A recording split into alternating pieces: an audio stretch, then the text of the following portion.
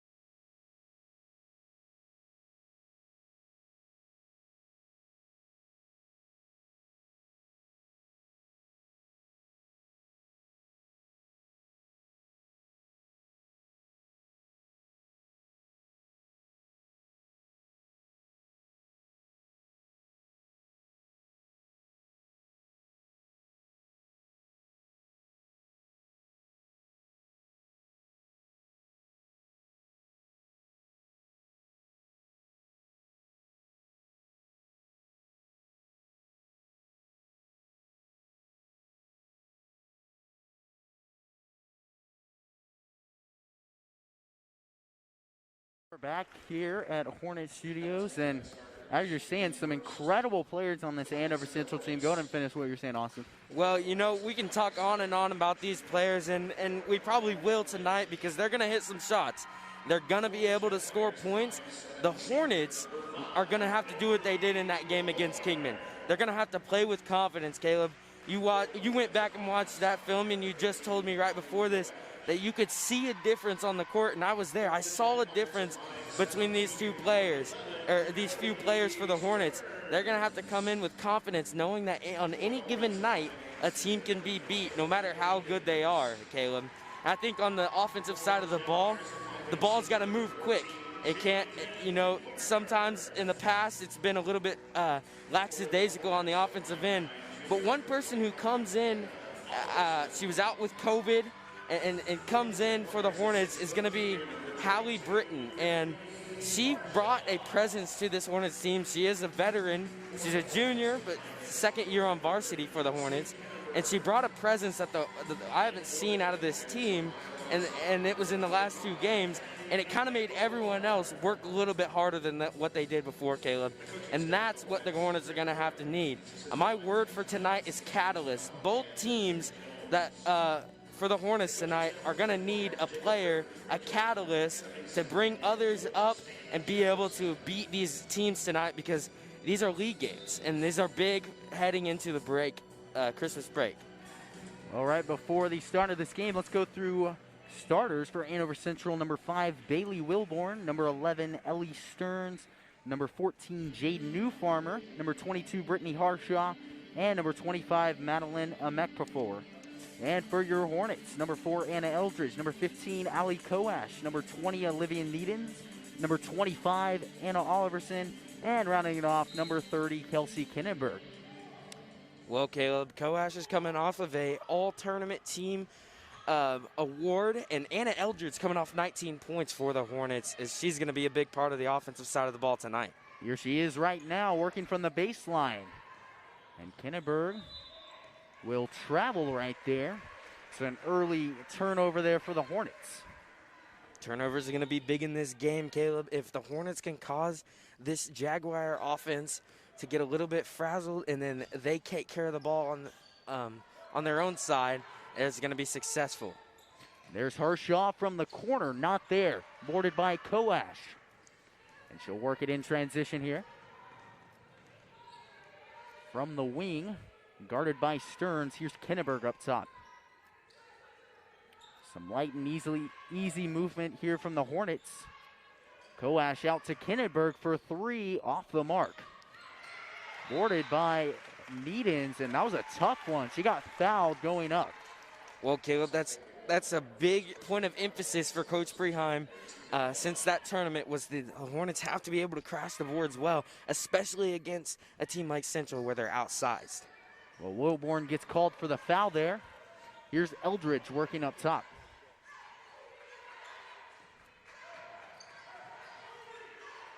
And still not much movement here to get us started. Here's Needens. Some motion up top. Kinnenberg looks to drive, nothing there. And this is a tough man defense to run against. They will be all over you. Gets it inside to Oliverson. Needens short range jumper, not there. A fight for the ball. I believe they're going to get a jump, and it is in favor of the Jaguars. We'll love the hustle right there from the Hornets. Like we said, in the past 2 games, and even in this game so far, they're coming out with a little bit of a different identity. Some of these young players are starting to figure out what varsity basketball is like.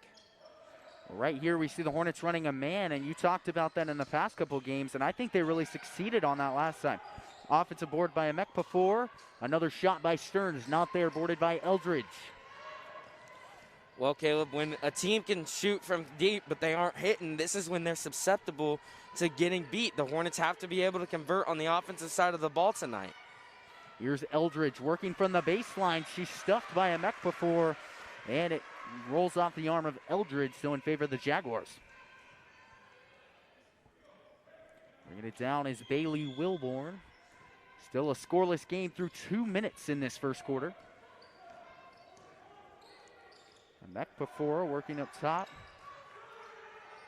There's a shot, and it's through from the hands of Jaden Newfarmer. Well, on that possession, the Hornets switched into a zone defense, and while that works nicely against teams like Kingman, the only thing stopping this Hornets defense to be great against the Jaguars is the movement. You got to be able to move and switch and be able to close out on shots. And trying to work the high three-point line, Eldridge thought about a shot. And she'll be fouled in the paint. Anna Eldridge is a very explosive player, Caleb. She's a very athletic player. And not sure if she does high jump for track, but I would recommend her to, because she's able to get up on some buckets. And here's her first. It's through. She is 71% from the free throw line through 3 games this year.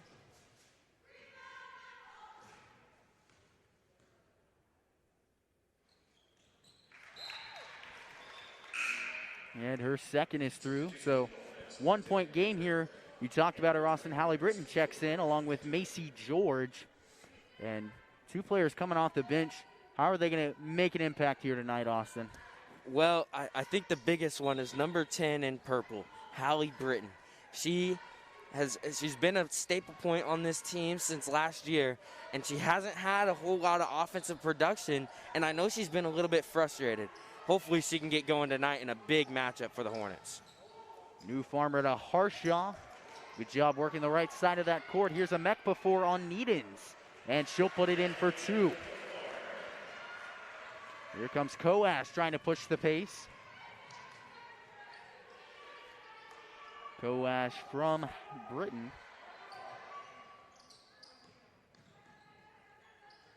And some slow ball movement here up top. Well, Austin, you see right there, the Hornets were trying to push the pace. How have they developed as a team coming into this game?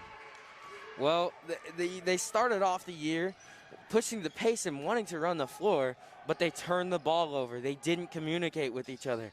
And that was a great move right there by the Jaguars. But the Hornets are still playing good defense. They're in their faces, and the Jaguars are making tough shots. That's just because they're good players. But the Hornets have really grown as a team defensively and not turning the ball over since that first Andale game. Well, Harshaw was the one who made the shot on the other side. Coash fouled now. And a good way to get some good players out of the game and have to rest on the bench is getting them in foul trouble, Caleb. You said it. They don't have a ton of depth on the bench, and they haven't brought anyone in yet. And so with that, the Hornets need to know you got to draw fouls on some of these good players. Coash to George. She'll work inside. And there's Eldridge with her first shot of the night, not there. So New Farmer, Wilborn will push the pace now. Hornets get set up in a man. Wilborn to a Mekbefore, short corner. Stearns. And they'll work it around up top once again. Some setup offense here from the Jags. Shot from Wilborn, it's through. And we'll have a Hornet timeout, 10-2 your score. 4:05 remains in the first quarter. We'll see you back here at Hornet Studios in just a minute. Parents' biggest worries is letting their teen get behind the wheel of a vehicle. That's why getting professional, personal instruction is so important. The Wichita Driving School is licensed by the state of Kansas and offers the most classes per month of any driving school. With the most students trained in Wichita last year, it's obvious students and parents like Wichita Driving School for the convenience and professional one-on-one instruction. Wichita Driving School, where you're driven to be the best. And we're back here at Hornet Studios. 10-2 your score halfway through this first quarter. And Austin, Hornets down by 8. What do they need to do on both sides of the ball to try and come back from this deficit? Well, I talked about the defense a little bit, but I think on the offensive end, you just got to move the ball around a little bit and have the confidence to drive in on these girls, maybe draw a foul and make good passes, good solid passes. And the Hornets can't turn the ball over like that, especially when we've seen this Jaguars team can knock down shots in a hurry. And they did that right before the break. Here they are on the offensive side once more. Up top, New Farmer to Harshaw. She'll work it over to Stearns, and a good cut there from Harshaw. She'll get the bucket. Here's Needens. She'll bring it down the court. And back to that man defense for the Jaguars. Here's Eldridge working inside. A crafty layup, and it's through. Here comes Wilborn. Inside, a Mekbefore on Needens. Here's Harshaw from the corner, not there. Coash will work it out of the back court. 1-on-2, her layup's off the mark. Harshaw grabs the board. And good transition offense here. Open shot from Stearns, and she'll knock it down. 3 minutes remain here in this first quarter, and it is not looking like a fun game here for the Hornets. Needens to Coash. Hornets got to be able to move a little bit better on the offensive side of the ball. It's hard against this defense These Jaguars practice this day in and day out. That's what makes them so successful. But there's little creases if the Hornets can find them. And a turnover there. So Andover Central takes over. Kelsey Kinneberg and Michaela Heaton check in. And then for Andover Central, the first of the night, Kellen Rogers.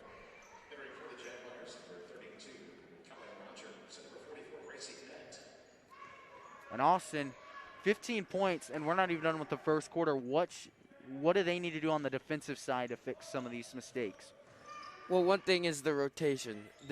This Jaguars team can move the ball so well, and the Hornets have to be able to rotate and close out on shots and then also get the boards, which they lucked out on that possession. But they got to be able to box out, rotate, and just play some solid fundamental defense. Kinneberg handles it down the court. And that was Harshaw who got the board and then missed down there. Ali Koash, left-handed layup, not there. Here's Rogers pushing it down to New Farmer, Mekpafor, and Harshaw. Good ball movement there by the Jaguars, and they'll get the bucket to go. Well, Caleb, the fastest way to beat or to get down the court is passing the ball up the floor, and the Jaguars did that to a T right there. Koash working up top. Well, one thing I noticed last game is the Hornets just everyone handled themselves as a team with more confidence. We see Kelsey Kinneberg knocking down a three there with some confidence, but what do they need to do to regain some of that confidence that they found them a win last time? Well, I definitely think it's just making shots. Anna Eldridge, you saw her after those free throws. She knew she can get on the inside and draw a foul or go up for the layup, and she did that. And now Kelsey Kinneberg maybe can hit a few shots from the outside, now having confidence in herself. Here's Rogers driving inside, not there. Hornets take over. And under a minute here in the first. Subbing in Anna Eldridge for Koash. Well, Caleb, these plays are the ones the Hornets need to capitalize on, as right there was a turnover and the Jaguars didn't score. So that's a big thing. The Hornets need to be able to put points on the board when the Jaguars don't. Macy George to Kinneberg. Thought about the three. Here's Eldridge working up top. And taken away by New Farmer. One-on-one with George. Right-handed hook layup, not there. Boarded by Hayden. 20 seconds remain in the quarter. Here's Kinneberg. Eldridge taking advantage of the double team, and she'll get the bucket to go. Here comes New Farmer. Here's Harshaw. Plenty of time, and drains the three. Here's Kinneberg. Won't even get a shot off. Rough quarter there, Austin, for the Hornets girls team. 20-9 your score. We'll be back here at Hornet Studios after a 1-minute break. Welcome to Valley Center, a beautiful, friendly community just 9 miles north of downtown Wichita. Come discover Valley Center and take a walk through historic downtown. Check out unique restaurants, shop at locally owned businesses, or play around at Valley Point Golf Course. Valley Center is building on its proud heritage while welcoming new ideas, new businesses, and new families. Valley Center will exceed your expectations. Discover Valley Center, an incredible place to call home.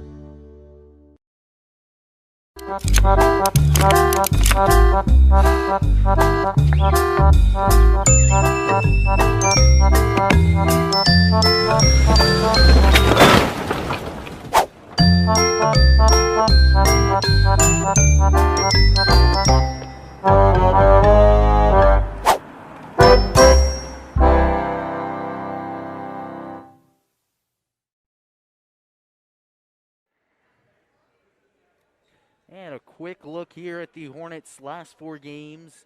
1-3 thus far after their first win. And right now they're looking at getting their 4th loss right here as of the first period. So, Austin, what do they need to improve on going into this second quarter? Well, we knew going in that Andover Central was a very good team. They're always top of the league. This is a veteran team. And the Hornets just have to keep doing what they're doing right now. On the offensive end, they are scoring points. They're scoring 11 points. And it may not seem like a ton, but Andover Central does not let 11 points be scored against them in most games in the first quarter. So you know, they got to be able to rotate, got to communicate, because right now on the defensive side, there's no communication. Well, Eldridge there on making that bucket, and then that was New Farmer who hit a three just now. Here is Hallie Britton. And Andover Central averaging 60 points a game. They're definitely on track to beat that. But the Hornets also on track to beat their points per game total with 37. Hallie Britton working from the wing. Here's George. Eldridge working up top.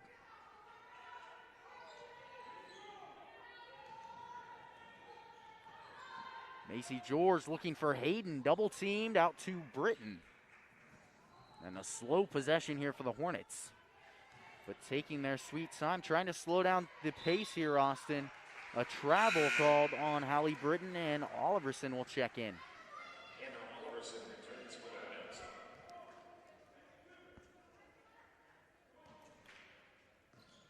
So here is Wilborn.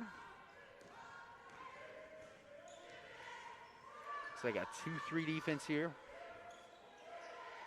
Back and forth between the points. Emekpafor works from the elbow. Shot from Wilborn off the mark. And good display of boxing out right there. Andover Central's having a night on the boards. Another shot. Harshaw, 2 in a row, and she'll put it back and get the points herself. Well, Brittany Harshaw, one of those players we were talking about that's committed to college. She's a junior, but she's committed to Creighton University, Caleb, which is a D1 school, a very good basketball program, and she's a very good player. And a double dribble called there on Macy George. Allie Coas checks in for Hallie Britton.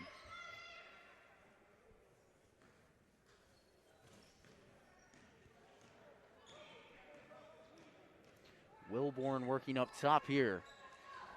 New Farmer gets it to Stearns. Harshaw again from the corner off the mark.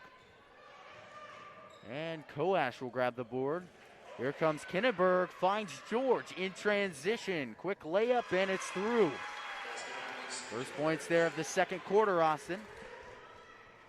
Well, Caleb, I definitely think the Hornets' recipe for success is trying to get out in transition, get those easy buckets. We've seen the Jaguars' defense. They are a tough defense to score on. So if the Hornets can try to get some transition buckets, that'll be successful.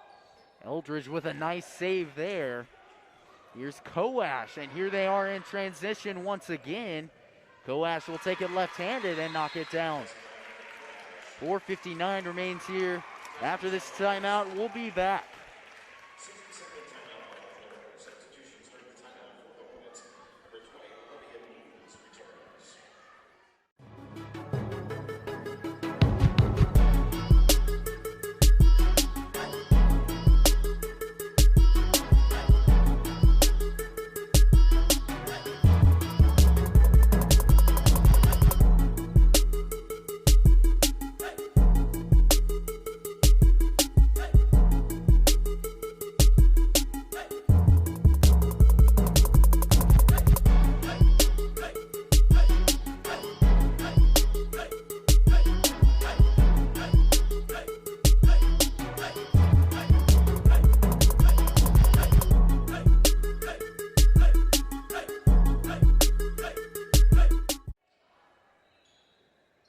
Welcome back here to Hornet Studios. 4:59 shows in the first half. And Austin, the Hornets have played well on the transition side of offense. They've struggled on the transition side of defense. How do they fix that here? Well, Caleb, I think a lot of it was mental. Basketball is a very mental game. You have to compete at all times, no matter how good your competition is. And right now, even though Harshaw just made that easy bucket, the Hornets are doing a great job kind of mentally being in the game now. So here's Coash, left-handed layup, not there. Oliverson with the putback, and New Farmer finds the board. Stearns to Wilborn for three. It's there. You know, Caleb, it's just the lack of communication. You hear Coach Freeheim yelling. He's trying to get his girls rallied up, but none of them are able to find their man in time. Koash off the mark there, and New Farmer with yet another board. She'll push it up the court. Stearns looking inside, finds a Mekpafor. A pass fake and a put up, not there. A turnover from Andover Central, a rare turnover, so the Hornets with possession. Well, just like that, it went from a 10-point lead momentum to the Hornets to now a 15-point lead for the Jaguars, momentum in favor of Andover Central. And the Hornets have to be able to use these stops that they get on the defensive side and start putting some more points up, because as we've seen so far, if the Hornets want to come back, it's going to be a shootout. Well, Rachel Edwards checked in. Here she is now. A good steal by Harshaw, all alone. And she'll lay it up for the easy two. Well, Austin right there on that offensive possession. Not a lot of movement. If you're Coach Preheim, what do you tell your girls to try and fix that? Well, I think the biggest thing is energy. You know, they come out, they're starting to fix a little bit of the mental aspect, seeing that they can come back and compete with these girls. Now they just got to play with energy. Good pass from Oliverson. Here's Eldridge, short corner, not there. And out of bounds in favor of the Jaguars. And checking in for the Jaguars, Ellie Stearns and Gracie Hett. Some good talking there, Austin, by Coach Freeheim. Actually convinced the rep to get the call in his favor. Baseline inbound here from Koash. Eldridge working up top. Here's Koash for three, and she'll knock it down. Here comes Wilborn. Inside, there's Stearns, corner three. Not there to match it. Needens grabs the board. 2:45 remaining here in this first half.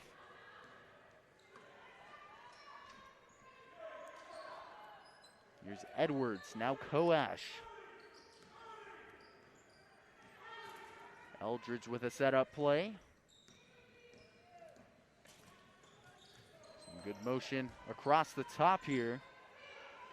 And there's a shot from Edwards. Just off the rim, boarded by Wilburn. She'll push it in transition. Stearns to New Farmer, head fake, and she'll drive in, get the easy two untouched. She misses, and she's fouled hard. Well, Caleb, that was a great job by Anna Oliverson to get over and stop the bucket. And, you know, now Jaden New Farmer may be shooting free throws, but there's a chance she may not get two and she would only get one. And she'll knock it down the first time. Michaela Hayden, Hallie Britton both check in.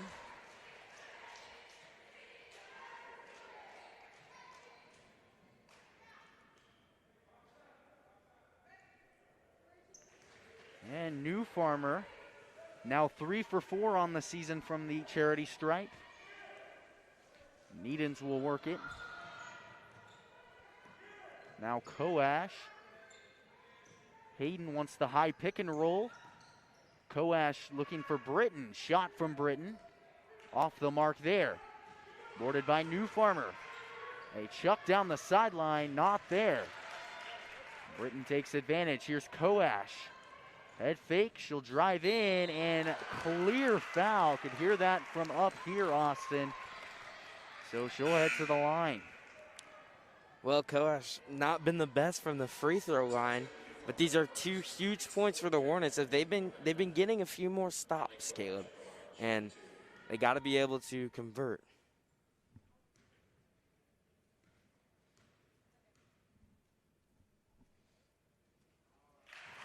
She'll knock down the first one. She's 46% on the season. Amekpafor checks in for New Farmer.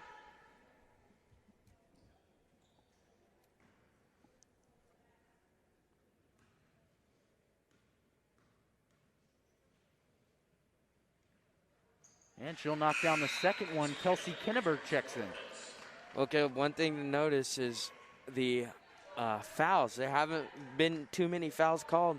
The minute 41 left in the second period. The Hornets are down 14, and they only have one foul. So they're playing pretty solid defense that Jaguars, we just know, can knock down shots. And knocked away by Kinneberg. Here's Stearns up top, guarded by Edwards. A hesitation move, now Harshaw working inside, floater not there. Boarded by Hayden. And Britton will slowly work it up the court. Just over a minute remains in this first half, and it has certainly not been a half in favor of the Hornets. Austin, in the locker room, how do you recuperate, how do you recover from a deficit this big? Well, Caleb, it's only a 14-point deficit, and the Hornets have been down worse. And especially coming into this game, knowing how good this team is, the Hornets have nothing to complain about, but they just have to get better if they want to be able to win this game. But from a young team, a young standpoint, and Coach Freeheim told me, he said, we're trying to be like the teams like this, and we need to figure out how to compete with them. And from the Andale game to now, the Hornets are starting to figure things out a little bit. Well, definitely, and I think their breakthrough game was obviously against Kingman in their first win, but definitely going to be interesting as the season goes on. They'll play Goddard, which is also a talented team coming up this Friday at home. Eldridge there off the mark. Well, Caleb, speaking of the schedule for the Hornets, it doesn't get any easier. Like you mentioned, Goddard. In 5A, Salina Central is number 1, and 5A is Salina Central is number 1, which they play on the 12th of January, and obviously Andover Central number 2, and number 3 is Goddard in the 5A league this year. So it's definitely a tough league for the Hornets. Up top, Wilborn, last second shot. She'll knock it down. 3 seconds to go. Eldridge, a long shot in vain. 37-20 is your score after 16 minutes of basketball. I'm Caleb Rose, joined alongside by Austin Koash, and we'll be back here in 10 minutes. Welcome to Valley Center, a beautiful, friendly community just 9 miles north of downtown Wichita. Come discover Valley Center and take a walk through historic downtown. Check out unique restaurants, shop at locally owned businesses, or play around at Valley Point Golf Course. Valley Center is building on its proud heritage while welcoming new ideas, new businesses, and new families. Valley Center will exceed your expectations. Discover Valley Center, an incredible place to call home.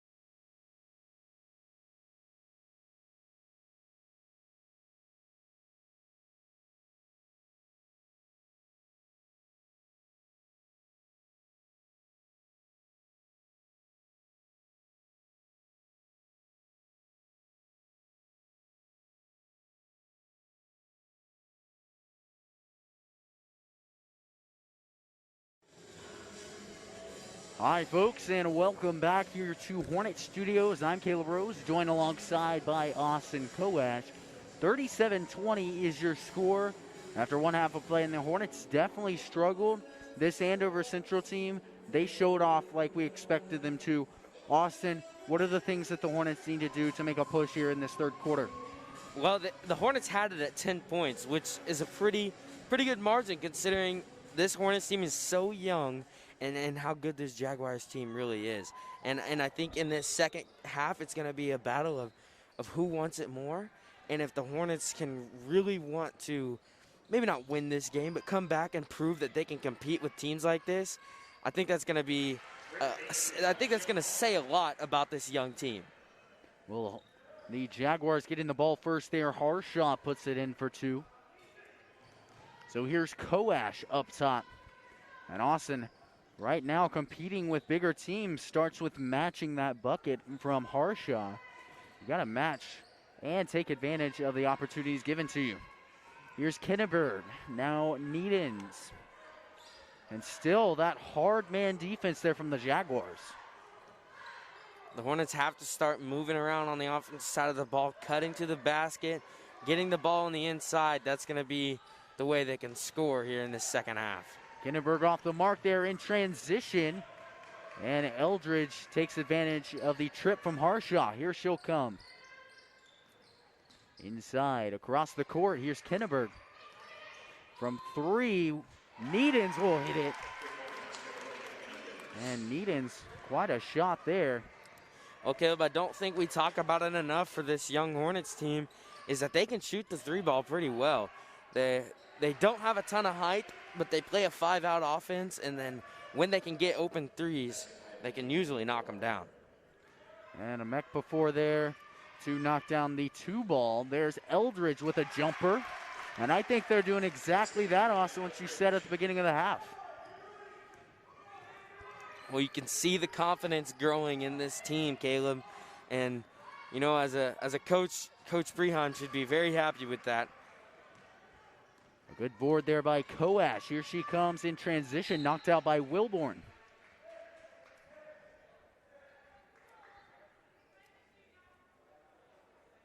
A baseline inbound play here. Koash inbounding, finds Eldridge.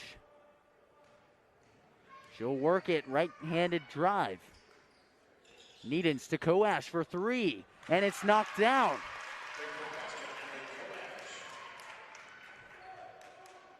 So here comes Wilborn, and I think the Jaguars are kind of stunned here.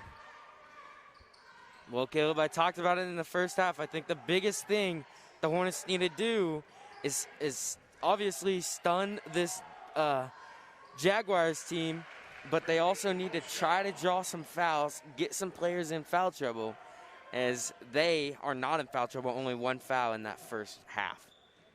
Harshaw there, knocking down her third bucket already of the half. Needens. Here's Koash, left-handed drive. Off the mark, and it is in favor of the Hornets. Checking in here for the Jaguars, that's Kellen Rogers in for Jaden Newfarmer. Here's Kenneberg. Back to Eldridge in the backcourt. And some setup offense here. Finds Needens. A little bit more movement here, Austin. In vain, Harshaw has the steal, the transition bucket as well. Here's Eldridge. Working it up top. Needens and Kenneberg at the wings. Good defense by Wilborn. Rogers there to knock it out, and they'll say it's off the hand of Kenneberg. You know, if you're the Hornets, somebody's got to take charge, be able to go to the ball and not just wait for the ball to come to you, and be able to make a move, get in the inside, and work an inside-out game. Right here is Wilborn. A mech before working up top. Harshaw in the middle. She fell. Here's Stearns. Good cut there from Amek before. They're going to get Oliverson on the foul. Her first of the night. Well, for Anna Oliverson, she stayed in front. She did a good job to stay in front of of Amek before, but just reached her hand and hit Amek before on the arm. That's going to be a foul 9 times out of 10. And there she is knocking down the first. She's now 10 for 13 from the line.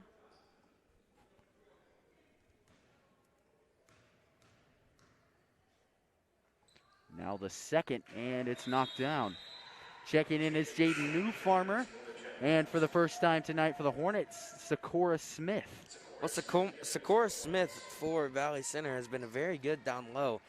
She's very physical, and it's a good thing that Coach Freeheim wants to see her play down in the post. She is undersized, but she's very good at posting up and using her body. Koash with the left-handed layup, and she's certainly having probably the biggest impact here tonight on the floor. Here's Kellen Rogers. Jaden Newfarmer coming up from the post. Harshaw with the left-handed drive. Rogers is blocked by Eldridge. Here she comes pushing the pace. Takes it herself. Smith to Britton for 3 off the mark. Rogers has it now. And a Hail Mary throw to Harshaw. Good defense there by Britton. Stearns with a wild layup. And a foul called on Needens. Excuse me, they'll call a foul on Harshaw, an offensive foul. That was a great job by Olivia Needens to box out Harshaw. She doesn't have the size advantage, and Harshaw is a very athletic player. But Olivia Needens draws the over the back foul, and Eldridge works from the wing.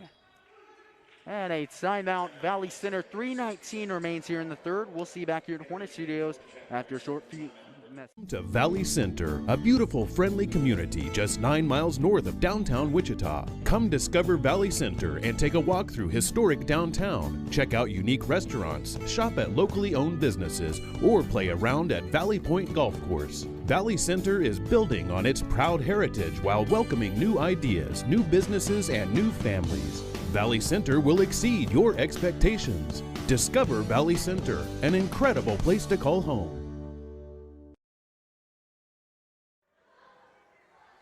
And we are back here, Austin.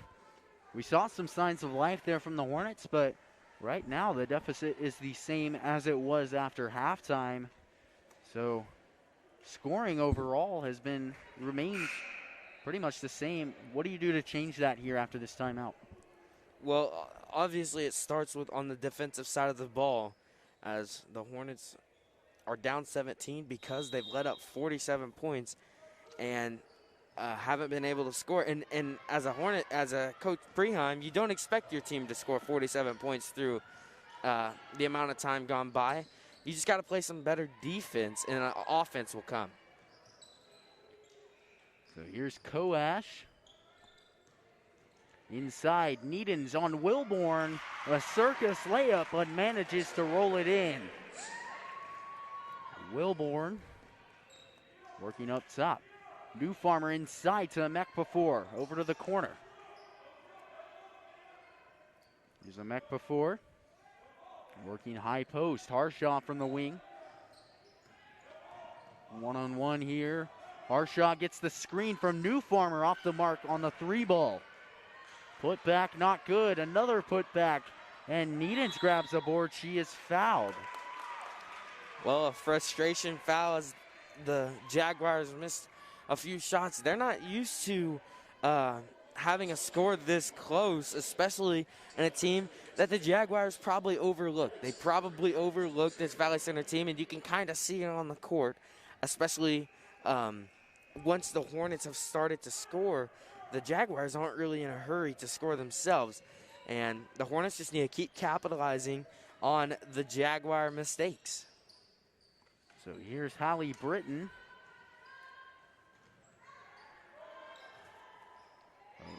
cross-court pass. Here's Eldridge, and she's off the mark there. Eldridge actually been pretty crafty on the offensive side tonight. Harshaw loses it. And they'll get Needens on the push, I believe. So the Hornets' second foul of the half. Kelsey Kinneberg checks in, along with Macy George. And heading to the Hornets bench is Olivia Needens and Anna Eldridge.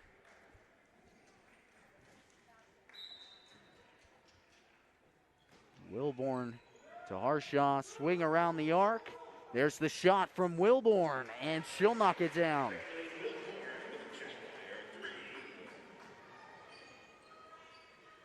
Back and forth, breaking this press with ease. Here's Britton.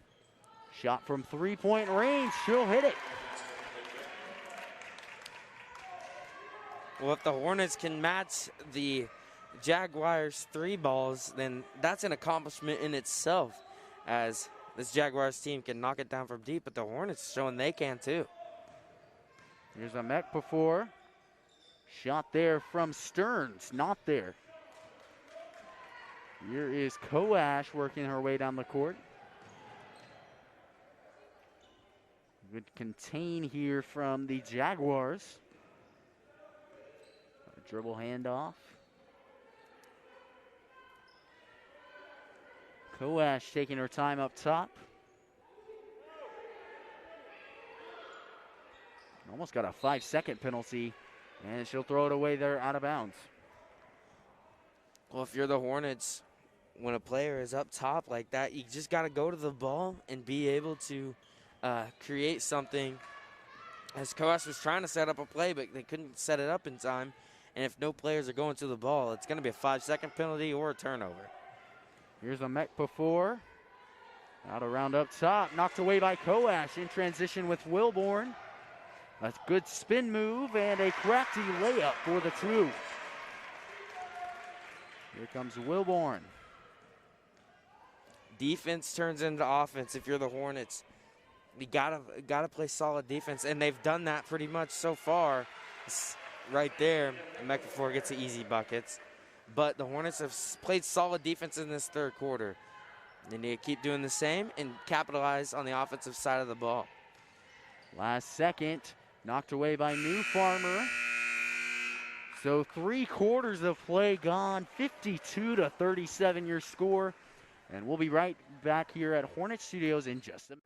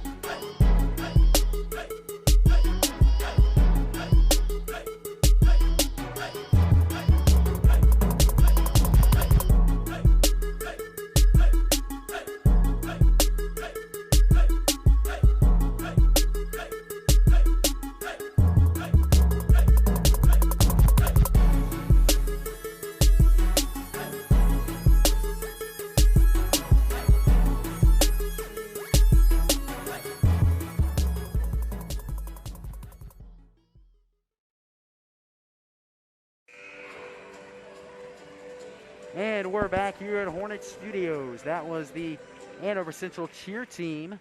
52-37 your score. And entering the final 8 minutes of this matchup. It's been a tough one thus far. You said it in between the break, Austin. Hornets outscored by 2 points. Outscored the Jaguars by 2 points in that quarter. Shot off the mark there. Well, Caleb, the Hornets outscoring the Jaguars by 2 points is kind of a success story if you're the Hornets. But you got to be able to do that, especially against these good teams like that, because you got yourself in a hole. You got to be able to do that multiple times. Maybe in this quarter, outscore the Jaguars by 5, or just a little bit more and keep making progressions like that. So in turn, later down the road, you'll be able to beat these teams that are the top of the league teams. Here comes Eldridge off a rebound. And that was New Farmer who missed the three down there. Here's George, open look, off the mark. Wilborn with a good board. Here comes Stearns, 2-on-1. Back to Harshaw, she'll get the transition bucket. Here comes Hallie Britton leading the way. Macy George, and she'll get a foul called. They'll get Stearns on that one. Not a lot of fouls been called in this game, Caleb. I said one of the ways to get good players, that a team with not a lot of depth, is to get them in foul trouble, and the Hornets haven't been able to do that, but they're not in foul trouble themselves. So the refs are letting them play a little bit, and it hasn't been a lot of dirty plays anyway, so it's just been clean basketball tonight. Macy George off the mark pass. And it'll roll out of bounds in favor of the Jaguars.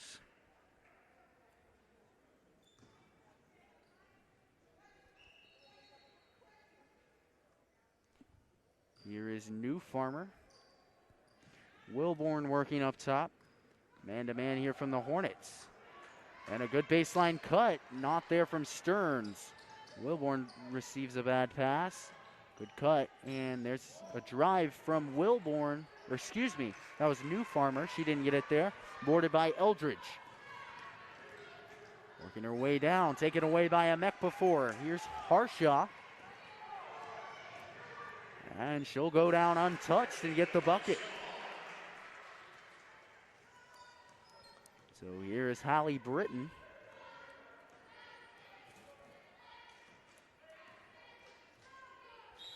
And slowing it down up top. A timeout here with 5:58 remaining in this contest. And we'll be back here at Hornet Studios in just a minute. Parents' biggest worries is letting their teen get behind the wheel of a vehicle. That's why getting professional, personal instruction is so important. The Wichita Driving School is licensed by the state of Kansas and offers the most classes per month of any driving school. With the most students trained in Wichita last year, it's obvious students and parents like Wichita Driving School for the convenience and professional one-on-one instruction. Wichita Driving School, where you're driven to be the best. Welcome back here, basketball fans. 56-37 your score. And a tough one here, especially in this fourth quarter. It's been Austin. What do you do to cut down on the scoring from the Jaguars? But not only that, set yourself up for the next couple games against tough matchups like Goddard. Well, you mentioned it right there. You got to set yourself up for success against teams that maybe aren't as good as this Andover Central team, but still a top contender in the league. And the Hornets kind of have to just play for each other and grow on things that they're missing out on, because this is a team that the Hornets want to be. They got to be able to compete, especially in quarter by quarter. Well, Eldridge there to take it down. And a good board. Working it around up top are the Hornets. Here's Koash. And a before there to take the block. She'll get a foul called on her.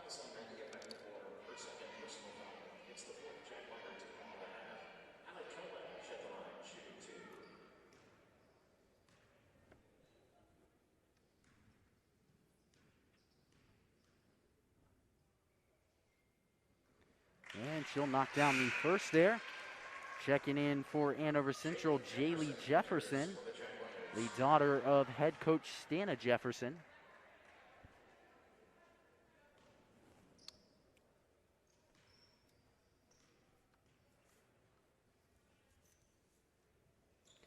And she'll be 4 for 4 on the night. Oliverson checks in. Well, Caleb, the Hornets are going to get another shot at Andover Central this year. And so I think in this fourth quarter, they really need to have the mentality of, okay, we beat this Andover Central team in the third quarter, and then try to beat them in the fourth quarter, and then go into their next game and put 4 quarters of basketball together there, and you can call it a little bit of a success story, especially against this good Jaguar team. Well, and facing so many great teams, you have to look at every single thing in a positive light. You can't dwell on the bad things because the season has been a little bit of struggle. You keep dwelling on the bad things, it's going to be hard to get out of those slumps, Austin. So got to look at the bright side here and work on some of those things that were negative, but keep an eye on those positives. Here's Koash. Left side taken away by Harshaw. She'll push it in transition. Out to Amekpafor. Wilborn, Jefferson. Inside Amekpafor. And a push called.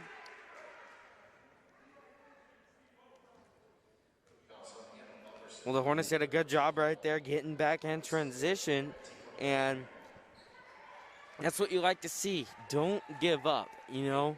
This game, you're down 15, 4 minutes left, but as long as you're not giving up, then that is something to work on, something to improve on. You can always fix mental basketball errors. What you can't fix is effort. And so far in their games, the Hornets have played with good effort till the end. A travel there on New Farmer.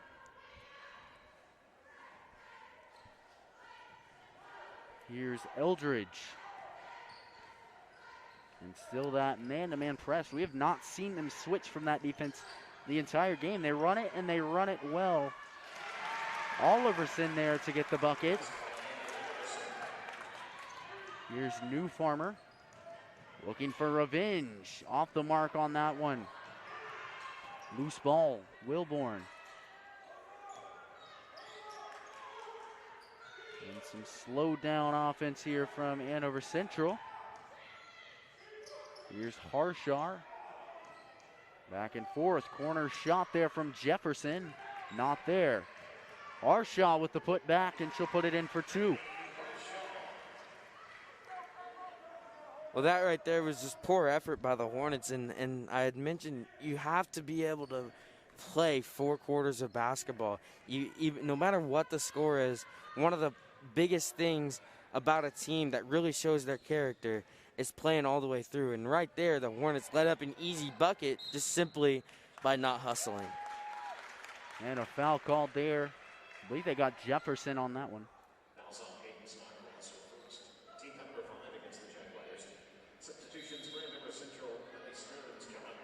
So Ellie Stearns checks in. We'll have a timeout. Valley Center. 2:50 remains here in this fourth quarter. And we'll be back after a few short messages.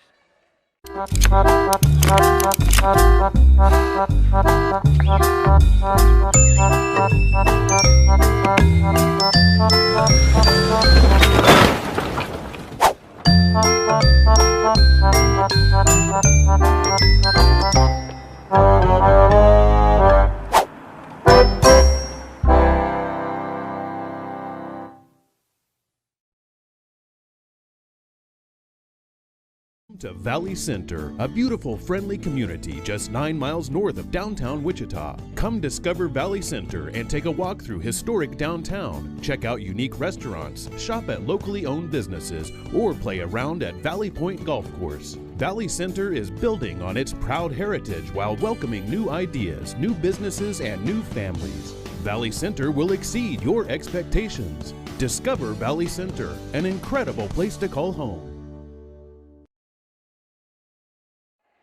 Welcome back here to Hornet Studios, and I want to take this quick minute to shout out our producer, Dominic Santiago. He does everything for this broadcast, running the camera, doing graphics, everything you think of. So want to thank you, Dominic. So here comes Harshaw. She works it inside, not there. Wilborn, quick jumper, not there. A good board and effort there from Eldridge. She'll be fouled in the process. And Austin, for quite a while there. Early in the fourth quarter, the Hornets were down 19, even 21 at one point, but now they're back down to that 15-point deficit, and that's a tough number to look at, but as a young and improving team against such a talented team, you got to keep that score working up at all times. Well, Caleb, right now, if the Hornets can keep it at a 15-point deficit, that means they've won the second half by now 5 points after that bucket right there by Eldridge. And Eldridge, we haven't seen much of her shooting except for that past game, but she can really hit both twos and threes. And good effort there. A mech before is going to get the call. Well, Caleb, you know, we talking about the future, but if the Hornets can knock down some shots, it's only a 12-point ball game. And I know it's a little bit of a stretch, especially against this team, but with 2 minutes left, Anna Eldridge can make it a 10-point ball game, making these two free throws. And there's her first. She'll knock it down from the charity stripe.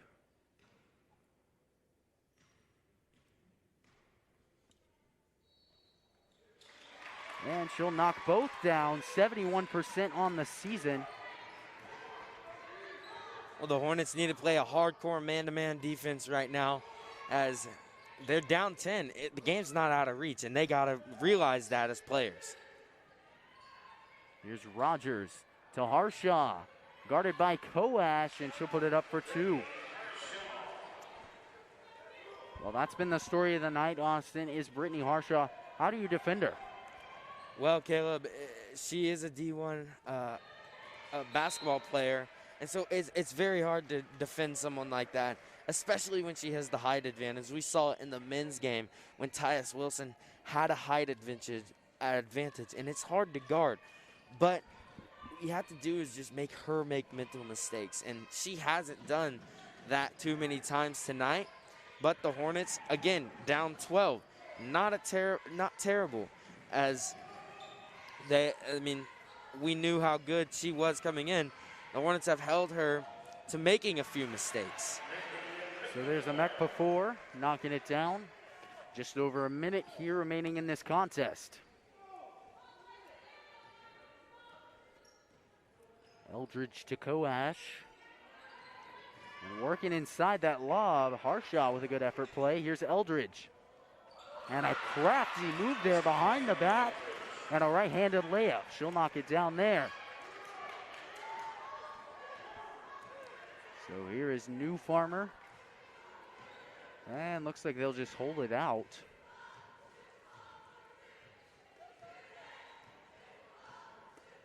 And there's a lot to be proud of if you're the Hornets, only losing by what looks like it's going to be 12 points.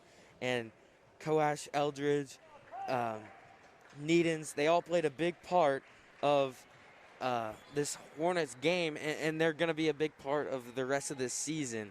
So a lot to look forward to, Caleb, in this young Hornets team.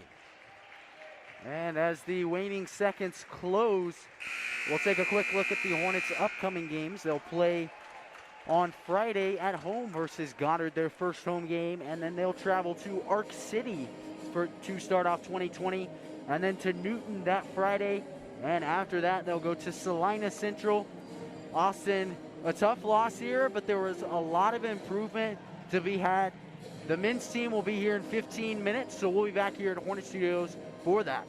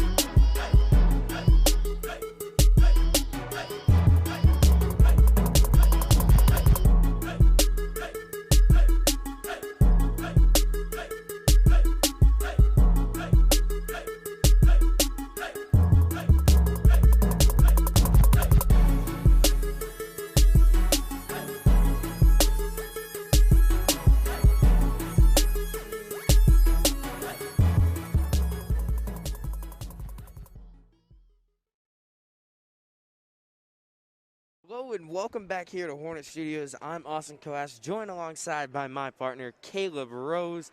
Caleb, we got a good matchup on our hands tonight as your 2-1 Valley Center Hornets take on the 0-2 Andover Central Jaguars. Caleb, what do you got for us tonight? Well, I think the 0-2 record is deceiving. Andover Central has been in both of their losses so far this season. They played Maize South and lost by a mere 3 points, and then they were in a shootout with Wichita South and lost by also a mere 3 points, 56-53. So overall, this is a very talented team.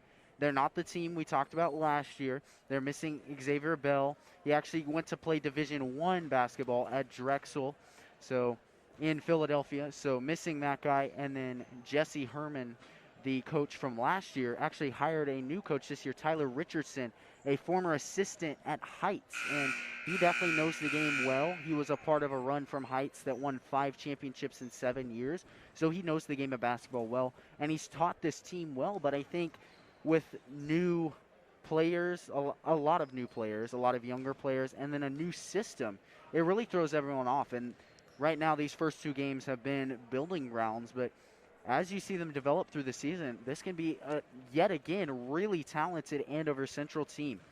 As far as their offense goes, I have 2 guys to watch here tonight, Austin. Skylar Clevenger, he's a junior, and overall can do everything right. He can dribble the ball, he can pass the ball. Over on the offensive side is incredible. He doesn't shoot at that high of a rate, but he shoots a lot, so he ends up making a lot of threes. Shoots at a rate of 28%. And then my other guy is forward Brian Perry, 6'3" sophomore, and everything he does is just incredible. He's electric on the floor, knows how to play smart defense, plays solid offense. He's averaging 15 points a game, shooting at 73% from the field, Austin. 5 rebounds a game in 24 minutes. So a really talented guy to watch out for. They have guards, they have forwards, and then starting tonight at center is going to be Matt Sears. He's 6'4", he's a senior. He's incredible and very experienced on the floor. Actually took 3 charges against Wichita South. So a guy to watch out for. He's averaging 6.5 points per game, 9 rebounds per game, and 3 assists. So really talented guy to watch out for. As far as the defense goes for Andover Central, they're not great at forcing turnovers. Pretty much an average defense. 47 points allowed per game. And they'll press a little bit here and there. Run a 2-2-1. And then mostly a 2-3 zone. But you will see them shift into a man when an opposing team is on a run. So something to watch out for there on the defensive side. And then as it goes for this Hornets team, they had a solid game against Haven. 59-43 was the final. And their statistics weren't very eye-popping, Austin, but they got the job done. They just flat-out outshot Haven, 62% to 37%. And then they didn't win on the boards as much on the offensive side as we expected them to. But on the defensive side of the boards, they did pretty solid, forced some turnovers here and there. So the Hornets kind of have to regroup, get back to their style of play here tonight. And if they're able to do that, this can be a really solid game. All right, so that's it for pregame. We'll be back after our national anthem right here on Hornet Studios. To Valley Center, a beautiful, friendly community just 9 miles north of downtown Wichita. Come discover Valley Center and take a walk through historic downtown. Check out unique restaurants, shop at locally owned businesses, or play around at Valley Point Golf Course. Valley Center is building on its proud heritage while welcoming new ideas, new businesses, and new families. Valley Center will exceed your expectations. Discover Valley Center, an incredible place to call home. Parents' biggest worries is letting their teen get behind the wheel of a vehicle. That's why getting professional, personal instruction is so important. The Wichita Driving School is licensed by the state of Kansas and offers the most classes per month of any driving school. With the most students trained in Wichita last year, it's obvious students and parents like Wichita Driving School for the convenience and professional one-on-one instruction. Wichita Driving School, where you're driven to be the best.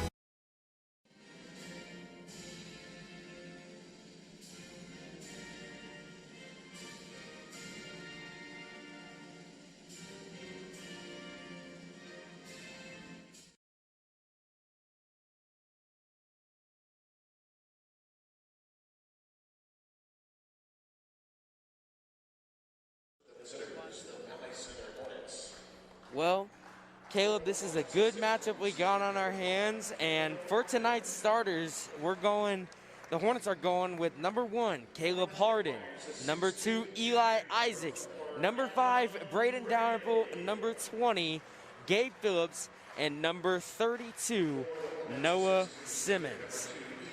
That'll be the lineup.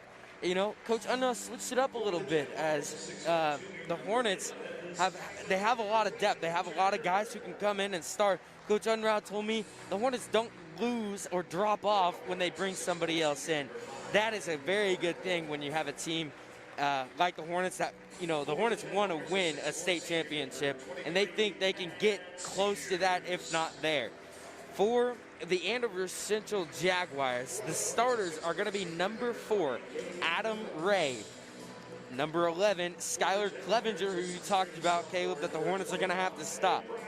Number 23, Matthew Sears, brother of Brittany Sears, who we saw in last game. Number 25, Brian Perry. And number 32, Matt Buffington. Caleb, you talked about it. It's a totally new team. You don't see Shamari Parnell. You don't see Ty Herman. You don't see Xavier Bell. They're all moved on. They're all gone. How are the Hornets going to adjust to a new team? They don't know this team as much, especially with the Hornets who have been playing on the varsity level for a long time in Eli Isaacs and Gabe Phillips. How are they going to come out tonight and be able to beat this team and go 4-1 on the season? Well, right now, the biggest thing that was shown in the Wichita South game, Austin, this Andover Central team is uncomfortable playing a very high-paced game with lots of turnovers. That's what the Hornets excel at. If the Hornets can play their type of game, force a lot of turnovers, play aggressive defense, and get transition points, this is going to be a good night for them here. But if they're not able to do it, if Andover Central is able to control that pace, slow it down like they want to, that's how they're going to get stuff done. Hornets looking for the high post. Here's Dalrymple, who goes up with the floater. He'll get the first 2 points of the night. And that high post is going to be huge for the Hornets as Noah Simmons has got a matchup down inside with number 23, Matthew Sears. A steal by the Hornets. Here comes Isaacs running in transition. Dalrymple thought about the 3. Over to Phillips. Phillips on fire from behind the arc in the last game, but he drives baseline, gets the 2 to go. Early 4-point lead for the Hornets. Well, Phillips had a breakout night, 19 points, 7 rebounds, and that was the recovery night he needed. He didn't have his eye-popping stats he did in that last game against Haven. There's a 3-ball right by number 4, Adam Ray, new player for the Jaguars. Hasn't had a lot of time on the varsity level. This team is pretty young. And look here, Austin, the Jaguars running a 2-3 defense.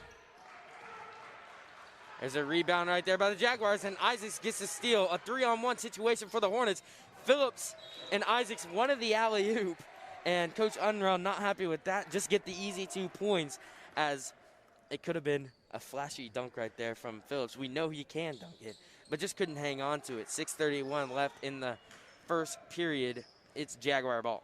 Well, I want to talk about something funny the other day in practice. Coach Unruh and Coach Enzi were playing against this varsity team, and Coach Unruh actually tried and lobbed it to Coach Enzi, trying to get that same sort of alley-oop, but then on the court he says you got to play a little bit more disciplined basketball. Well, right there, Skylar Clevenger knocked down a 3-ball. You talked about his shooting ability. The Hornets are going to have to close out. Good ball movement. Phillips in the corner. Looking for Simmons. Simmons done a great job posting up, being able to finish on the inside. As the Hornets need to get a bucket right here. A 6-0 run for the Jaguars. Hart to Phillips. Dalrymple in the short corner, couldn't find Simmons. The Hornets really trying to move the ball inside, work that inside-out game. High post, Simmons to Isaacs. One thing, Austin, after a 8-0 run by Haven last time, that's when the Hornets went off. It was after they went on a 13-0 run and then a solid second quarter performance, and that's what propelled them to that victory last game. So they are going to start off a little bit slow, but at the end of the day, they're going to pick it right back up in this second quarter. Well, I think the biggest thing for the Hornets is the transition points. They do a great job on defense. Here's Isaacs at the free throw line. Knocks down his first one. And 1 point deficit. Isaac's a 50% shooter from the free throw line.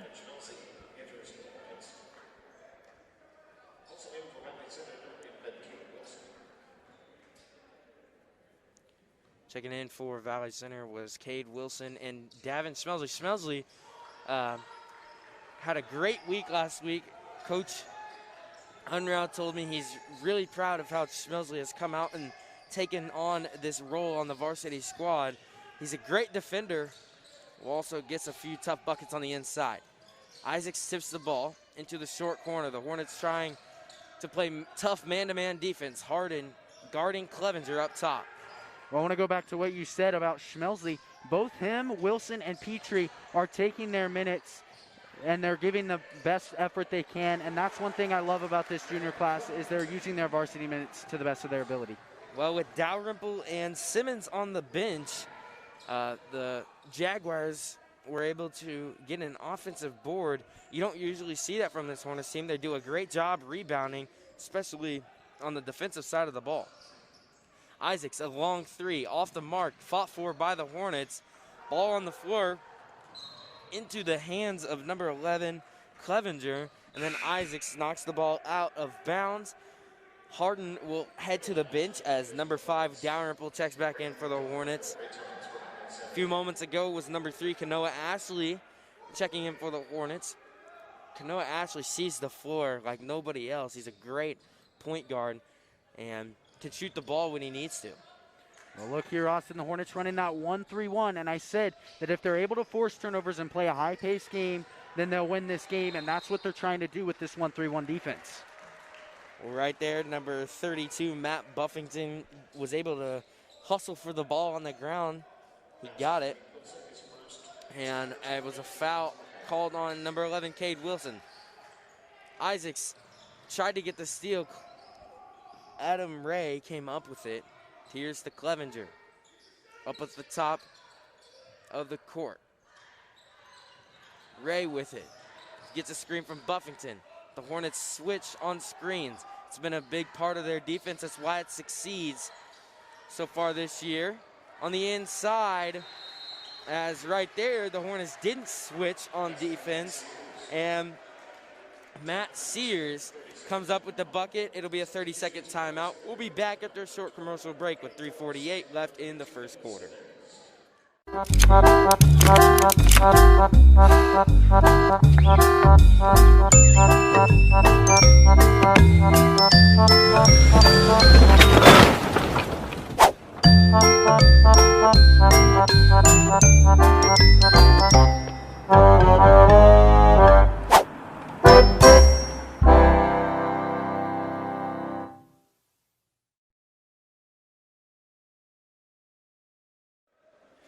And after that timeout, on the floor for the Hornets is going to be number 32, Simmons, 20, Gabe Phillips, number 5, Dalrymple, number 3, Ashley, and number 2, Isaacs. What do the Hornets need to do, Caleb, to get back in the lead? They're down by 5. I think they need to get back to playing their game. Aggressive, high-paced basketball. They didn't do what they wanted to defensively in that first half, or beginning part of that first quarter. And so overall, in the second half of this first quarter, you have to continue to play aggressive, and you have to take advantage of your offensive opportunities, move the ball around a little bit more, and drive inside. Well, there's a high post action, and got it out to Dalrymple for 3. Braden Dalrymple, a deadly shooter from beyond the arc, and the Hornets need to keep doing that same recipe where they're getting the ball into the high post, playing an inside-out game. Well, we saw it last year how deadly of a shooter Dalrymple is. He hasn't shot at that high percentage this year so far, but he has that potential. He just needs to get a little bit more used to this court right now and get some more minutes. Once he finds that shot again, he's going to be deadly. Clevenger, a long 3 in the face of Phillips. Doesn't go. Here come the Hornets. Gave Phillips a 3. He'll knock it down. And just like in the Haven game, the Hornets can score fast and they can score behind the arc. And Gabe Phillips, I talk about him all the time, but I respect his work ethic. He's really got in the gym this offseason and has been able to develop that three-point shot better. And Isaacs got fouled. They are going to call it a foul. That foul on number 25, Brian Perry. And Eli Isaacs headed to the line once again. That's the second Jaguar foul. One thing that the Hornets do is they play good defense. They don't foul a whole lot. They've had some games where the refs called it a pretty tight game and there was a lot of fouls in the game. But you can see Isaacs misses that first free throw, disappointed himself. Here he has another one, a chance to go up by 2.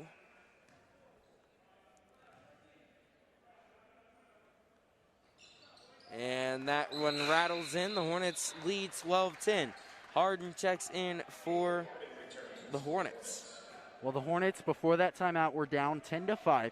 We saw an identical scenario against Haven, and here they are, 7-0 run right now. And if you see them continue to play their aggressive, tight man's game, it's going to be a fun one, and they're going to take over this game like they did last time. Well, Parrott was on the inside, and driving in was Adam Ray. Couldn't get it over Simmons. Simmons couldn't get the rebound, and Matthew Sears with another bucket for this Andover Central team. Matthew Sears doing a good job on Noah Simmons.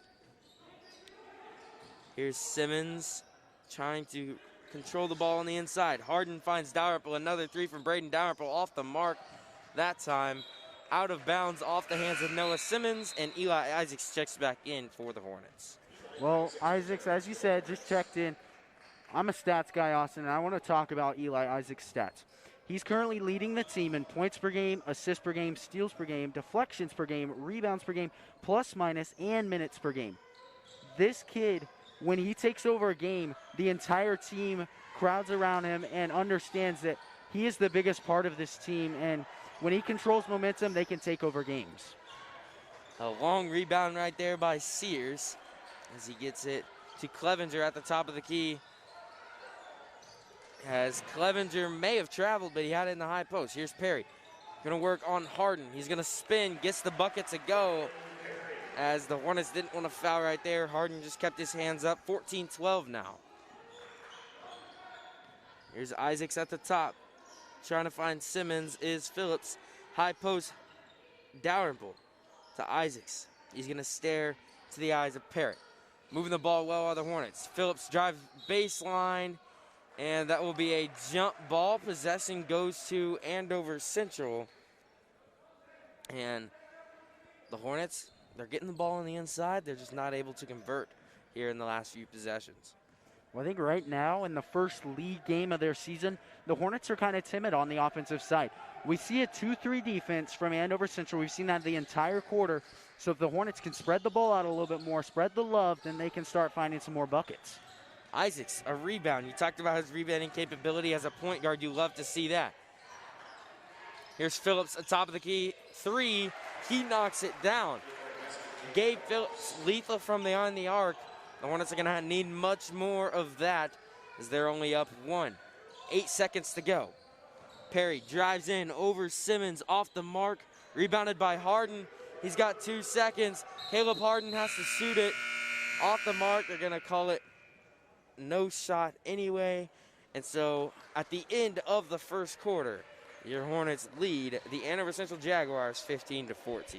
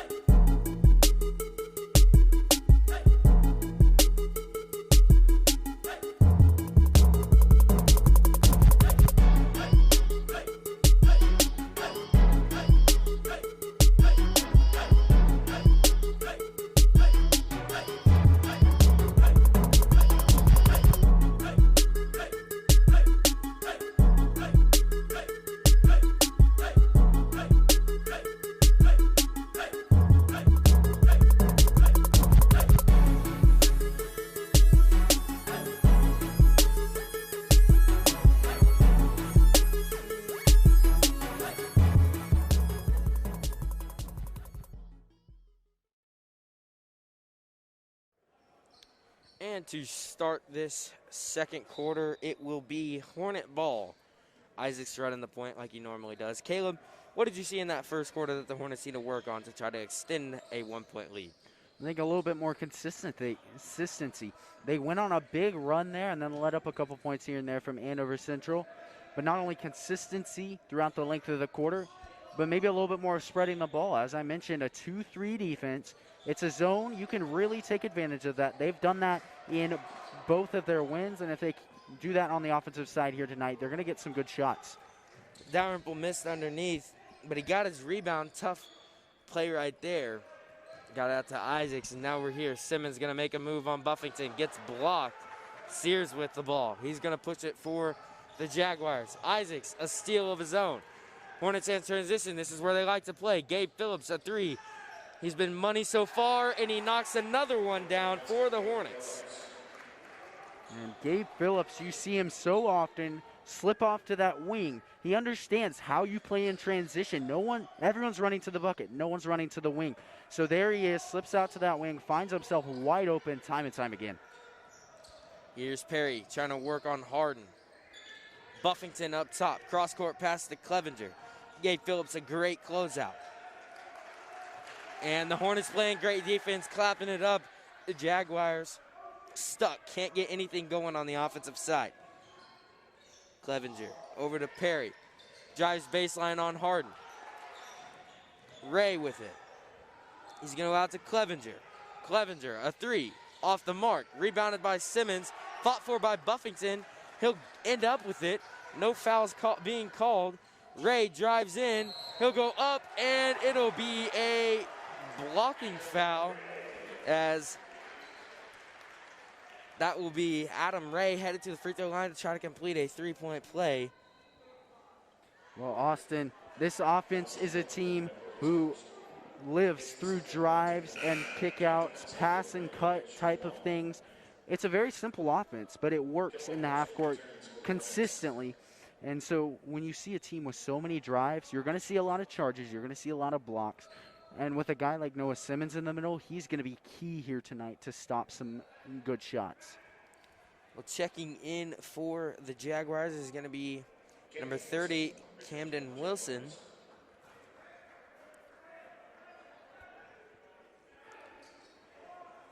Ray still has a chance to complete a three-point play. Down by 2 are the Jaguars. And Adam Ray knocks the free throw down. And Ray, a tough 20% shooter from the charity stripe, so lucky to hit that one there. Well, checking in right there was number 3, Max Holcomb for the Jaguars. 6:08 left. Isaacs running the point, guarded by Wilson. Over to Phillips. Into Harden, high post action. Harden drives in, can't handle it. The ball's in the air, and it lands in the hands of Clevenger. Here come the Jaguars. Perry in the corner, drives baseline on into Phillips.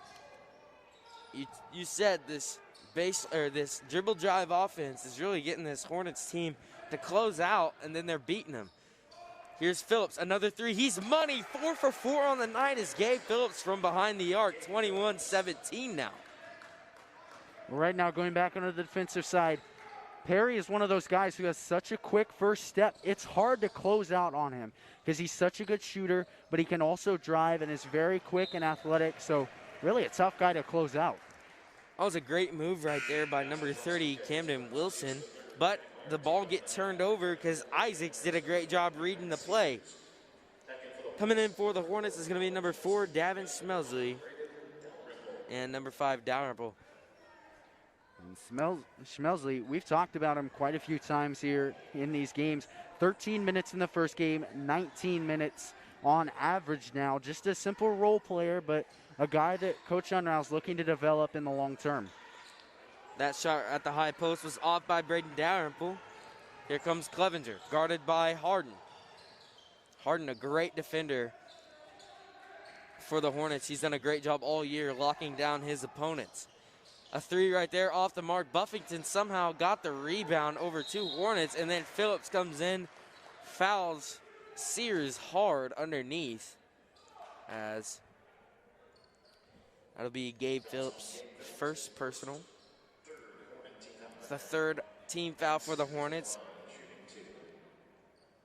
Here's Sears, the line for the Jaguars. Well, as rough of a game as it's been, Austin, kind of a dirty game. The refs have been letting them play. There's 3 fouls each side at the moment, and I think this has been a very dirty game. I think there could easily be 6 or 7 fouls on each side, but they know this is an intense rivalry, and so the refs really just letting them play. And that free throw good by Sears. Makes 1 of 2. 3-point lead for the Hornets. Keep an eye on number 20 in purple, Gabe Phillips in the short corner. Over to Smelsley. Isaac's going to set up a play. The Hornets in no rush to score. High post action. Found Phillips into Isaacs. Isaacs finds Dalrymple underneath. Buffington does a great job. Buffington just has a knack for the basketball. As over on the offensive end, he's getting rebounds. And then on the defensive end, he is doing a great job stopping the Hornets on the inside, as he does not have the height advantage. Well, Buffington, a senior this year, and as you mentioned, a lot of experience on both sides of the ball. He's incredible at getting boards. He averages 4 assists per game, so a really incredible guy to watch if you want to learn the post position. And Sears gets a tough bucket over Phillips. Here's Harden to Isaac. Thought about the 3, passed up for a better shot. Gave Phillips his money from beyond the arc. Off the mark on that one. And then a jump ball. Possession goes to the Hornets. Dalrymple doing a good job on the glass. Heading to the bench is Smelsley, and Harden. Coming in for the Hornets is going to be Wilson and Simmons. Isaacs underneath the zone bucket. And the Hornets converting on 42% of their baseline out of bounds plays. And right there, couldn't convert. Clevenger made a good play, and then he made the layup over Wilson. And just like that is now a 1-point lead for the Jaguars, 3:35 left. Hornets got to get something rolling on offense. The inside-out game has worked well to this point, but got to start scoring on the inside. Simmons turns the ball over. And so far, the story has been the turnovers here for the Hornets. I said that the Hornets want to play a quick-paced game, but they haven't scored the basketball at the same rate that they typically do. Well, right there, it's a jump ball. They are going to get a jump ball, so possession goes to the Hornets. I do believe the Hornets just got the last jump ball, though. So they did, and they forgot to switch the possession arrow. Should go to the book referee now. It should be Andover Central ball underneath their own basket. As the Jaguars do a great job. They don't have the height advantage, as Noah Simmons is Braden Dalrymple on the inside right there. But they just have a knack for the basketball, being able to get their hands on it and cause jump balls and cause chaos for the Hornets. Here's Isaacs, a steal, one-on-one with Camden Wilson. And that'll be a foul called as Eli Isaacs headed to the line for the 3rd time tonight. Hornets down 1. Well, the Jaguars are slowly learning there is no lob passes against this team with Eli Isaacs on the court. He is so lengthy, and he's able to take up so much space on this court. It's tough to throw any lob passes against him. That's where a lot of his steals come from, is teams confident that they can throw it up to their big guy. But Isaac's just so athletic, it's hard to do that. And Isaacs knocks down both. Hornets going to put some light pressure at half court on this Andover Central team. They're going to run their 1-3-1. Isaacs gets so many steals in that 1-3-1. They've kind of perfected it, if you will. Parrott drives in, got it to Sears. Sears going up against a couple of Hornets, got it out to Perry, air ball. Sears, another rebound. They are letting these guys play underneath, and then Matthew Sears finally gets a bucket to go after a couple of offensive rebounds by the Jaguars. Well, Noah Simmons has had his hands full here tonight. Sears, a senior, is very experienced but also has a lot of talent, knows how to take advantage of guys who are bigger than him, and really had a solid night here thus far. Good ball movement by the Hornets. Got to find something on the offensive end. Gabe Phillips has really only been the consistent scorer for the Hornets. Well, one thing we know about this Andover Central team in years past is they are so athletic. That's why they're so great in running this zone defense, and they've done it throughout the whole first half. So credit to them with their zone defense. Well, right there, Caleb Harden knocks down a three, and then a steal by the Hornets. Cade Wilson got the ball out of his hands before he touched the ground. I can see that one from up here. That was a great play. That was a kind of a DB play right there from Cade Wilson as he read the play, intercepted the pass, and then tipped it in, but it will be Central ball. Well, you talk about intercepting the pass. He knows all about that as he led the football team in interceptions this year. Here's Buffington up top. Finds Perry. Drives baseline. Kanoa Ashley tried to draw the charge. Found Sears. Adam Ray, a three. He knocks that one down from the corner. Both teams going back and forth in this first half. Well, in their first two games, the Jaguars did not shoot at a high rate. Here they are knocking down shot and shot again, and it's really tough to prepare for a team like that. Running the floor are the Jags. Off the mark, Eli Isaacs made Perry miss, and then here come the Hornets. Isaacs takes it inside. He's a great finisher around the hoop, and he gets that one to go. Well, every Hornet on this floor knows get the ball into the hands of Eli Isaacs. He's so lengthy. He's very crafty when it comes to dribbling and finishing. He's the guy that you want the ball in his hands in transition. On the inside, Clevenger, another three off the mark, rebounded by Adam Ray, and three Hornets couldn't come up with the rebound right there. Clevenger drives in. That'll be a foul called on Noah Simmons, as Simmons, we talk about it a lot. A lot of players don't agree with some of the foul calls because of they have their hands up straight up, and the one thing that is a point of emphasis this year is the hip checks. Well, I want to go back to that last play right there from Clevenger. A lot of people in the paint, and then Clevenger getting a double screen around and finding himself wide open for three.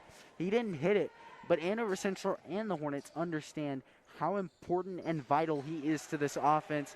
There are many set plays for this kid, but that was just one example. Oh, now a 1-point lead for the Jaguars after those free throws. Here's Isaacs, trapped at the top. Good ball movement right there. Smelsley with it, out to Harden. My guess is the Hornets are going to take the last shot of the first half to try to gain momentum heading into the locker room.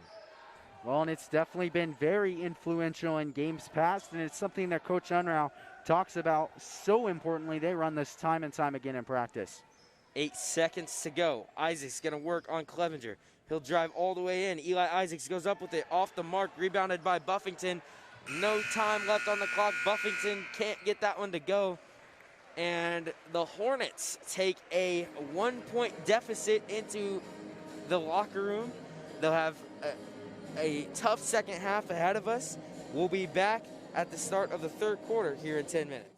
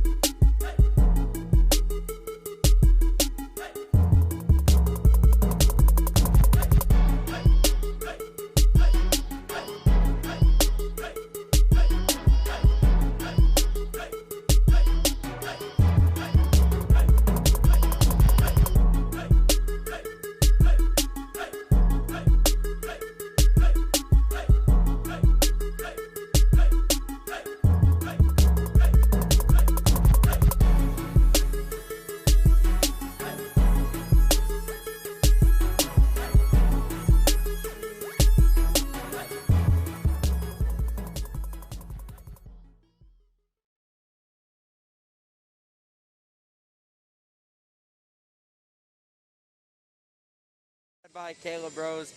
The Hornets down by 1 heading into the locker room. Caleb, what do you think they need to do in the second half to come out on top? Well, I said it after the first quarter, and I'll say it again. It's play consistent. This has been a shootout thus far, but it's not been your typical shootout where one team gets a bucket, the other team gets a bucket, and then they just feed off each other's energy. This has been a game of runs. The Hornets have had a run, then the Jaguars have had a run. And I don't know the specific numbers, but that's just how it's been. And so the team that plays consistent basketball, gets solid buckets, possession in, possession out. And obviously you're not going to get a bucket every possession, but you got to create consistent offense. And I think either Andover Central or the Hornets are going to do that. And no matter who it is, they're going to be the ones who come out on top here tonight, Austin. Well, Caleb, the Hornets in that first half scored 28 points. Not bad, but what do you think they need to do offensively besides just being consistent? What do you think they need to do in order to achieve that consistency? Well, this is just a general basketball rule, Austin. You are never passing the ball enough. You always need to be passing on that basketball, and that's what the Hornets need to work on offensively here in the second half. They need to pass the ball more. They need to spread it out, and they need to force Andover Central to have to go into a man, because a man-on-man, the Hornets will win this game without a doubt in my mind. They can beat any one of these guys man-on-man. But when it comes to zone, this is a very athletic team. And so in order to spread out a zone defense, you need to pass the ball. You need to play high-paced basketball. And screens don't really work, which is what has worked in the past for the Hornets. But just passing the basketball, Austin. Yeah, I think not only good passes, smart passes, and quick passes. And what the Hornets need, we have 40 seconds before this third quarter gets going. And there's a lot of good that's come out of this Hornets team so far this season.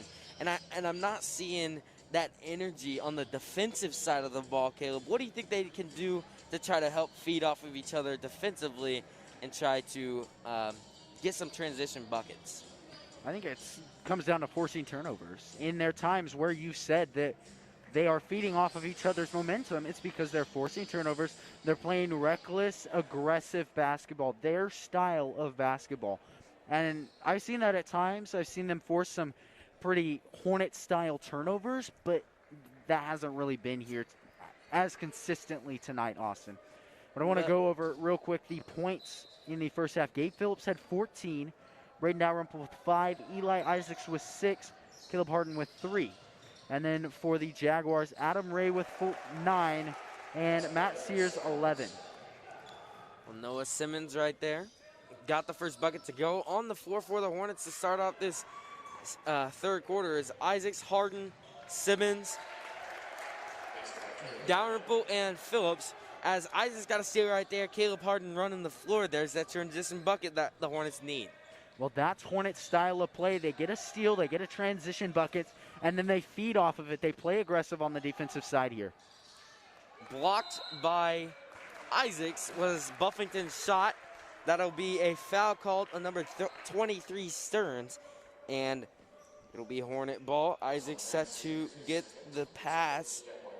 40 seconds to go. The Hornets already 4 points on the board. Or 40 seconds through this third quarter. 4 points already on the board for the Hornets.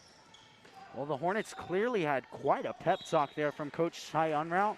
They came out with a fire under their butt and understood that if something doesn't happen here, obviously it's going to have effects in this game, but they're going to be running to practice. Coach Unrout was not happy with them in that first half, and he expects more of them, and I think they expect more of themselves. So quite a show of fire under their butt here.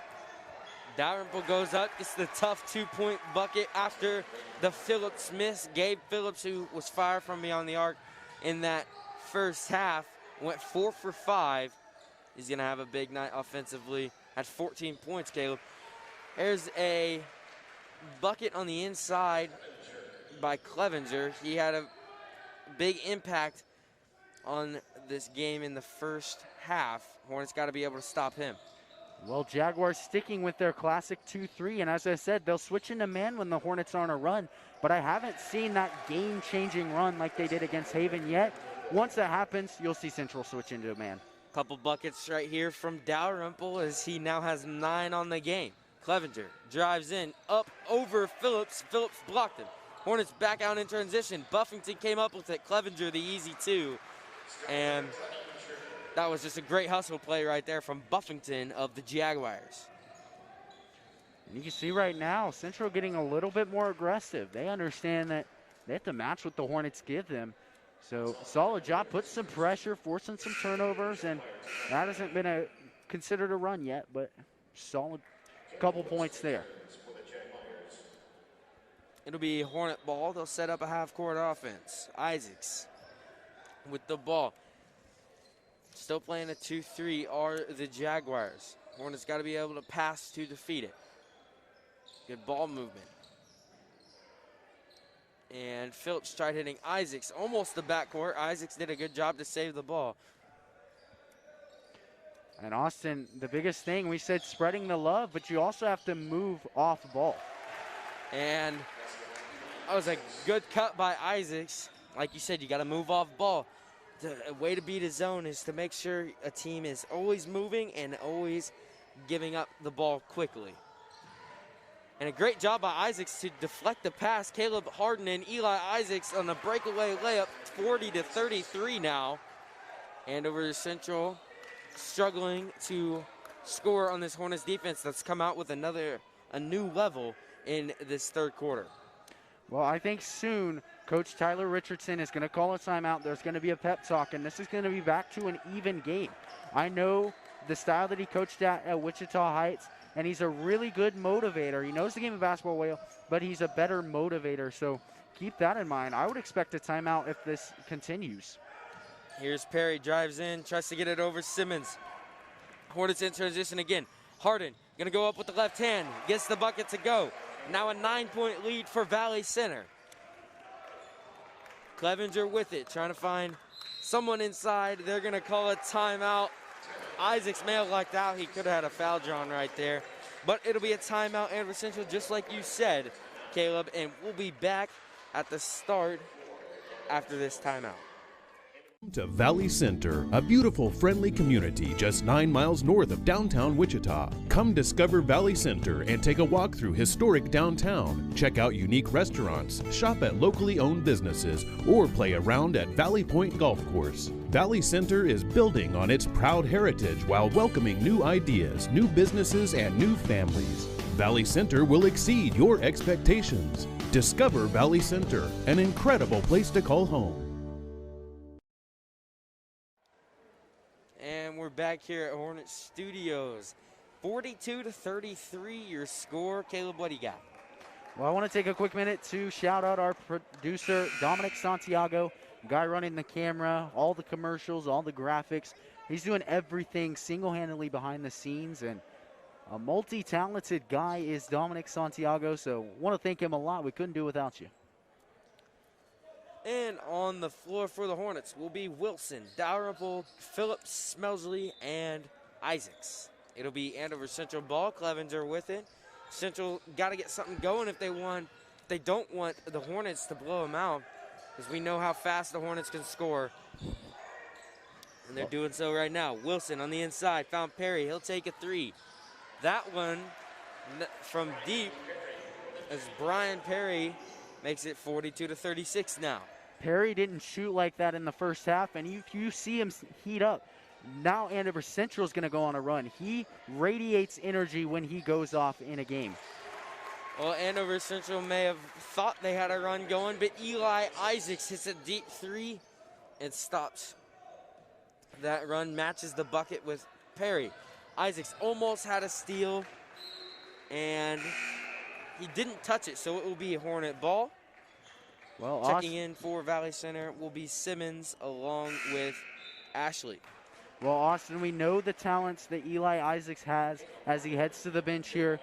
But one thing we often forget about is how incredible of a shooter he is. He can shoot from almost anywhere in the court, similar rate to at which Jacob Burns shot last year. So an amazing shooter and doesn't get enough credit for it. Here's Phillips at the top of the key. Finds Harden, who got it into Simmons. Simmons, a great post move with the left hand, goes up 47-36, the biggest lead of the night for the Hornets. Wilson doing a great job pressing Clevenger. Harden almost had the steal, but it ended up in Perry's hands. He's going to drive all the way, and he'll get it to go coast to coast for Brian Perry. He's got 5 points here in this third quarter. Well, the momentum is clearly in the favor of the Hornets, but the Jaguars slowly chipping away one basket at a time, matching their opponents, and that's all you really can do at the moment. As Phillips had a good post up inside, goes up and over Perry, off the mark, rebounded, fought for, and out of bounds off of Brian Perry. It'll be Hornet ball. Eli Isaacs checks back in for Valley Center. 2:47 left. It'll be a Hornet ball underneath their own basket. Well, I want to key on that matchup right there. Brian Perry versus Gabe Phillips. Perry's a guy who usually plays on the wing, so when you see Phillips post up like he just did, it really takes advantage of that matchup between the two. A quick shot right there from Phillips. Stearns brings the ball up. Perry thought about the three. He got it to Parrott in the corner. Off the mark, bounced in and out. Isaacs got the ball stolen. And then Brian Perry is on a 7-0 run by himself for this Jaguar team. Or he scored the last 7 points, for the Jaguar team. Isaacs working against Parrott up top. That'll be a foul called. And it will be Hornet ball. Well, we see Eli Isaacs single-handedly go on runs. Brian Perry's having one of his own right now. He's taking over this game, and as time goes on, it's slowly going to radiate. Like I said, his energy is going to go to the rest of his teammates as well. Harden tries to put a tough bucket up, almost went in. Here comes Wilson. Isaacs fouled him, and Camden Wilson gets the and one. So it went from a big Hornets 11-point lead to now 5 points, could be 4 if Wilson could put this through the bucket. That's Isaacs' first foul.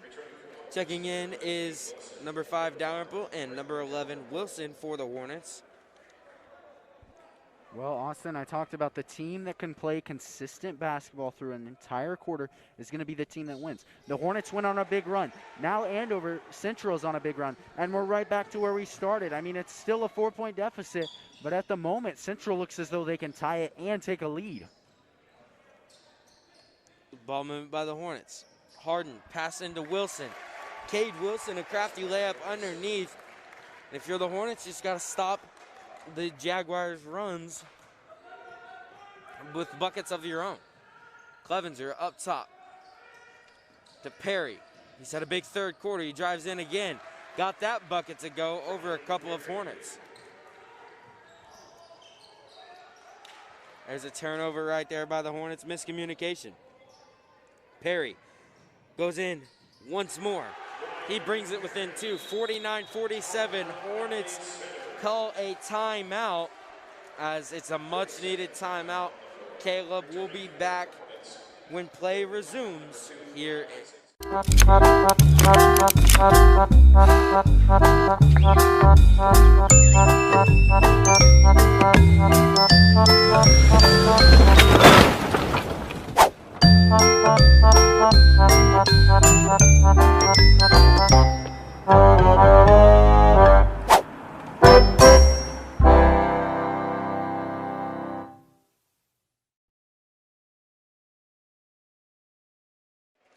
Well, Caleb, in this third quarter, there's a lot of scoring going on. Hornets have 21 points, and the Jaguars have 18. What do you think the Hornets need to do to contain and try to extend a lead that they have right now?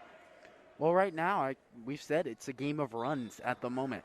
Coach Unrow just took a timeout like he did in the second quarter, and you're going to see a big Hornets run right here. And then you're going to see similar, back and forth like a chess match. So the Hornets right now just need to take advantage and use every second of their run while they have it. Isaacs trying to work against Parrott. Parrott doing a great job defending him. Isaacs goes up off the mark, rebounded by Caleb Harden. It'll be a foul called on a Jaguar. Not sure which one they're going to get yet. They're going to get number 23, Matthew Stearns.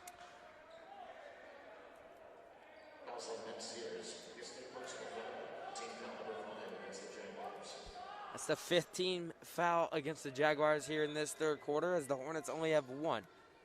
And as I said earlier, the Hornets' inbounding efficiency is 42% so far on the year. They're pretty solid at getting the ball in and being able to score on it. And there's a foul right there. That foul called on number 14, Kyron Parrott. It'll be Hornet ball, 6 personal. 1 more foul and the Hornets get free throws for the rest of the game. Isaacs with it up top, 43 seconds to go. Hornets in no rush. Simmons gonna make a move, spins. Ball is caught between a couple of defenders. That'll be another foul called, and they're gonna get number 23, Sears, again. So that's his second personal within, or that's his 4th personal in the game, 2nd personal within about a minute. And here's Noah Simmons at the line shooting a 1-and-1 for the Hornets. That's big, as Sears has had a big impact for this Andover Central team.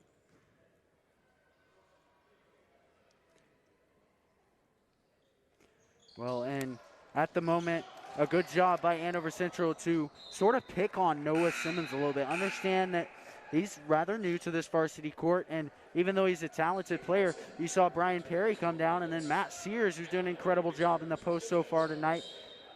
Perry comes down, picks on him, and does get the foul, or excuse me, Sears gets the foul, but they're picking on him, trying to get in his head, trying to work and take away some of his offensive productiveness. Parrott drives. Here's Wilson. And he drove baseline. They're going to get a foul called on Braden Dalrymple, number 5. So in the first half, there wasn't very many fouls. They were letting them play a little bit. Here in the second half, they're kind of tightening down on some of the calls. Underneath his own basket is Parrott. Found Perry. Perry's had a big third quarter so far. That time he goes up. Foul called on number 5, Dalrymple. That's his 2nd personal here in the last 10 seconds of play. That'll be the 3rd Hornet team foul, and Perry at the line for Andover Central. He knocks his first one in. 17.3 seconds to go. Hornets holding on to a 1-point lead. And Perry, an incredible 72% shooter from the free throw line. He actually went 7 for 7 in their last outing against Wichita South. 2 threes, 5 2-point field goals, and a really amazing shooter to watch. As Parrott is giving Isaacs the work on defense, Isaacs drives in. That was number 4, Adam Ray, who had the foul called on him. Eli Isaacs back at the line, an excellent free throw shooter. Davin Schmelsley comes back in for the Hornets. And Parrott, one of those guys, he's been a young role player in the system for a couple years now. He got some varsity minutes, some very, very limited varsity minutes his sophomore year, and his junior year, just sort of a role player. He's in that same sort of thing right now. He's kind of just a role player at the moment, but a good display of defense and experience there by Parrott. Ball game tied at 49, 5.6 seconds to go. Here is Isaacs. Here's his 2nd free throw. Gets that one to go. Clevenger with 4 seconds. Found Perry. Gonna take a jumper. Off the mark. So the Hornets lead by 1. This is a close, nail-biting game. You're gonna wanna see the finish of this one. The 4th quarter coming up here in a minute.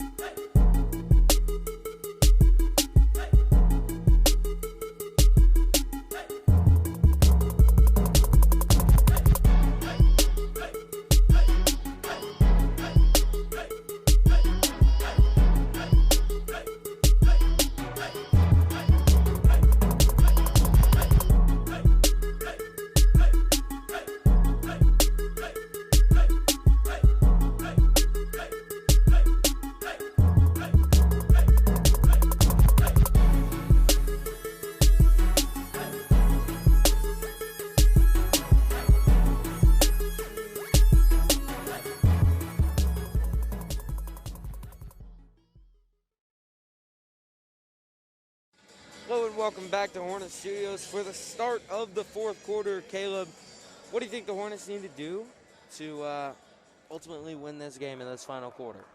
I think they need to play their style of basketball and play aggressive, force turnovers. But most importantly, Austin, they've done that time and time again. They need to shoot at a higher percentage. We saw it against the Sterling game. I think their one flaw was not shooting at a high enough percentage.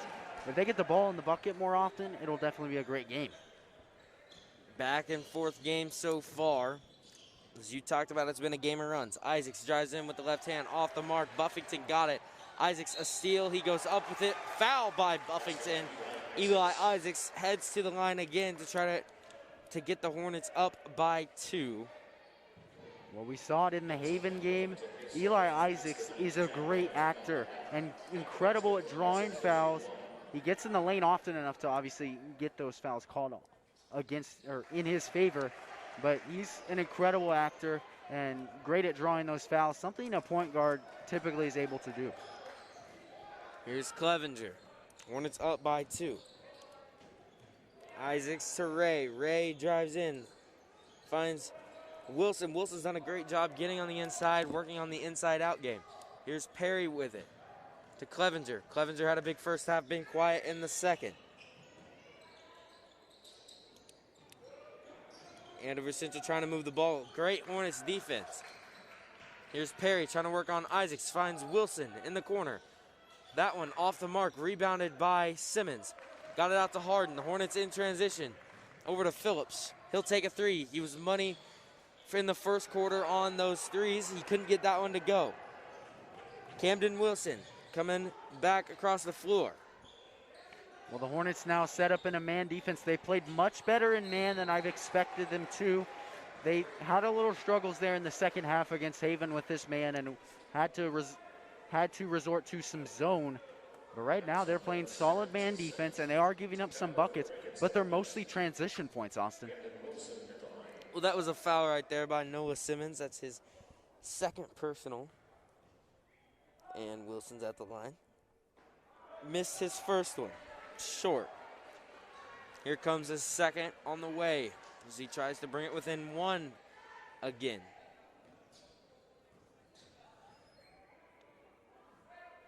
And Camden Wilson knocks down his second free throw. 6:39 left in the fourth quarter. 1-point lead for the Hornets. Isaacs with the ball. Here is Isaacs. Phillips cutting over to Simmons. Dalrymple, he had a couple threes in the first half, a couple of inside shots in the second. He's been quieted since. Well, I didn't mention it in my keys to the fourth quarter, but the Hornets need to move off ball a little bit more. And it's very much confused me, Austin, because they're typically great at moving off ball and moving the ball around, but they haven't been here tonight. And that's why they're in this shootout currently. Well, that's the 10th team foul for the Jaguars. So Isaacs will be able to shoot 2 free throws. The Hornets will have 2 free throws on any foul for the rest of the game. Isaacs knocks down his first.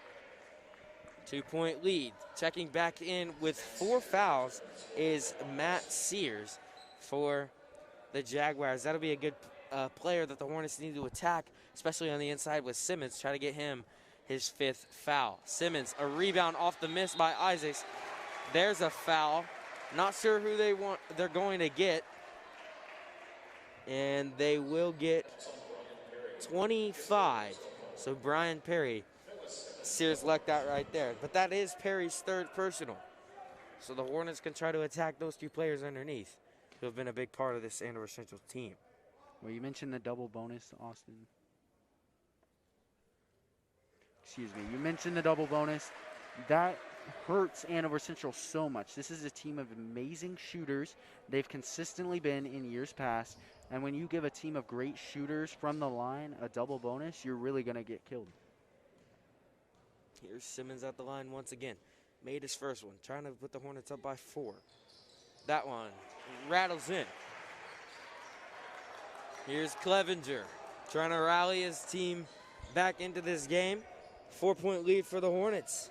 They've lost some close ones this year. That a turnover right there by the Jaguars. Adam Ray couldn't hold on to it. Braden Dalrymple fired up for his defensive efforts. Coming back in for the Jaguars is going to be number 14, Parrott. Kyron Parrott has played some phenomenal defense on Isaacs in this second half. Looking like he'll play some more.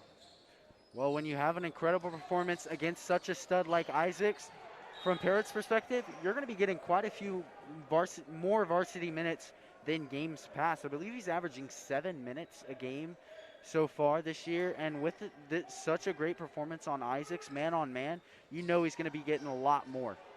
Well, that's a play that the Hornets love to do as Isaacs just tosses it up to Phillips. He usually makes it. He couldn't get it to go right there. Here's Parrott at the top of the key. Found Clevenger. The Hornets playing man-to-man defense. Up by 4 still. Perry drives in. He'll go up and over 2 defenders. Simmons got the rebound over to Phillips. And the Hornets try to run the ball, run the pace as Perry blocks Dalrymple from behind. And, you know, 10 team fouls called on this Jaguar team, but they're still letting them play a lot, Caleb. The refs are. Been a pretty physical game. I think that was the clean block there, Austin, but really, I think that's a momentum-shifting play, and I don't think Brian Perry really realized it. He just made the play in time, but I think that's going to shift the momentum here a little bit in favor once Andover Central gets back to their normal scoring offense. Isaacs dribbles throughout the whole defense, misses on the layup, got his own rebound. He tries to find Harden, and Perry playing great defense. Andover Central comes up with it as Harden tries to draw a charge. It's a 3-on-3 situation, and the 3 ball no good by Buffington. Hornets lucked out right there. There was no defense on Buffington. Here's Isaacs at the top of the key, 4:43 left.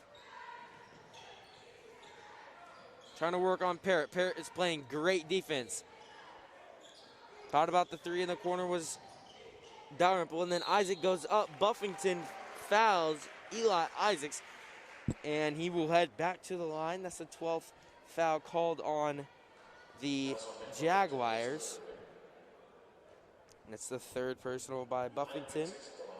And Eli Isaacs, who has been phenomenal from the line tonight, back at the charity stripe. Misses the first one. Davin Smelsley comes in for the Hornets. And he, as you said, he missed that first one. Typically not, this season at least, been a guy who can consistently knock it down from the free throw line. Last year, he was an incredible free throw shooter, shooting 50% this year from the charity stripe. And that'll be a timeout. Timeout called by Andover Central. We'll be back when play resumes. And coming back after that timeout on the court for the Hornets will be Smelsley, Phillips, Isaacs, who's shooting his 2nd free throw, and Dalrymple and Harden. A 4-point lead for the Hornets still. Isaacs knocks his free throw down. Cade Wilson checks in for Caleb Harden. Cade Wilson returns for the Hornets.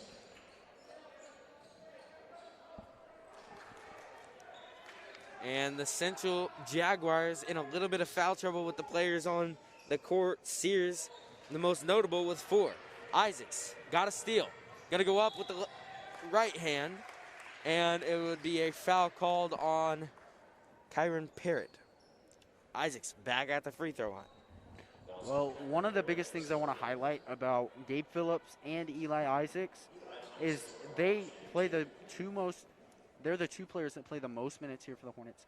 27 per game from Eli Isaacs, 26 per game from Gabe Phillips. And no matter what time it is, no matter how tired they are, they still play the same sort of basketball. They still play the same high-paced, aggressive, good basketball that they always play. And checking in for Valley Center is going to be Caleb Harden as Phillips heads to the bench. 4:18 left in this ballgame. It's a 7-point lead by the Hornets. Here's Parrott setting up the Central offense. He drives in. Isaacs tipped it. The ball gets tipped around a couple times, lands into the hands of Wilson. Here's Clevenger working on Cade Wilson of the Hornets, and that'll be a foul called on number 11 in purple. and it will be on the ground. The Hornets only committed 5 fouls up to this point, and they've done a good job. They had a stint early in the fourth quarter where they fouled a couple of times. Haven't fouled since then. Well, Austin, I'm surprised we haven't seen more blocks and charges. We saw 2 in a row right there, but this is an offense, as I said earlier, that operates off of drives. They need drives inside to get the job done, and they've been able to drive inside like they wanted to, but there haven't been those charge or block calls so far tonight. Well, Cade Wilson picked up 2 fouls almost immediately. He has 3 on the night. Here is Clevenger guarded by Phillips. Gonna try to make a move. Wilson has it. To Parrott, who got the ball stolen by Isaacs. Isaacs did a great job knocking the ball out. Braden Dalrymple has it, got it to Isaacs, and the Hornets working with the ball with 3:39 left. Well, I want to highlight Braden Dalrymple. Last game, he only had 1 point, and tonight he's having a pretty solid game. We saw him go off there in the third quarter. I don't know the exact number, but he's finding his groove again. I said he was missing that shot that he had last year. I think he's found that shot here tonight, Austin, and I think he can definitely be a long-term player now that he's found that shot again, and a guy to watch out for in games to come. Here is Caleb Harden up top. The Hornets wasting a little bit of time. Can't turn the ball over. We saw it against Haven. It started playing a little bit sloppy towards the end, trying to waste too much time. You still got to play some basketball. Gabe Phillips does that as he drives in, gets the tough bucket to go, flexes on his opponent as he's running down the court. Well, and you said it. You got to continue playing high-paced basketball. There's still 2:48 here, and we saw Brian Perry do it earlier, single-handedly carry the team. If you see a shift of mental toughness from an entire team, not just one guy named Brian Perry, it is going to be tough to prevent a comeback. They have to keep playing high-paced basketball. They have to continue to force turnovers. They have to continue to score buckets. There's no stopping right here with 2:48 remaining in this contest. Well, with a 9-point lead deficit for the Jaguars, it is Clevenger at the line, shooting a 1-and-1. Hornets just hit the bonus threshold on the defensive side, fouling 7 times. Clevenger makes his first free throw. Here he is at the line, shooting another one with 2:48 left.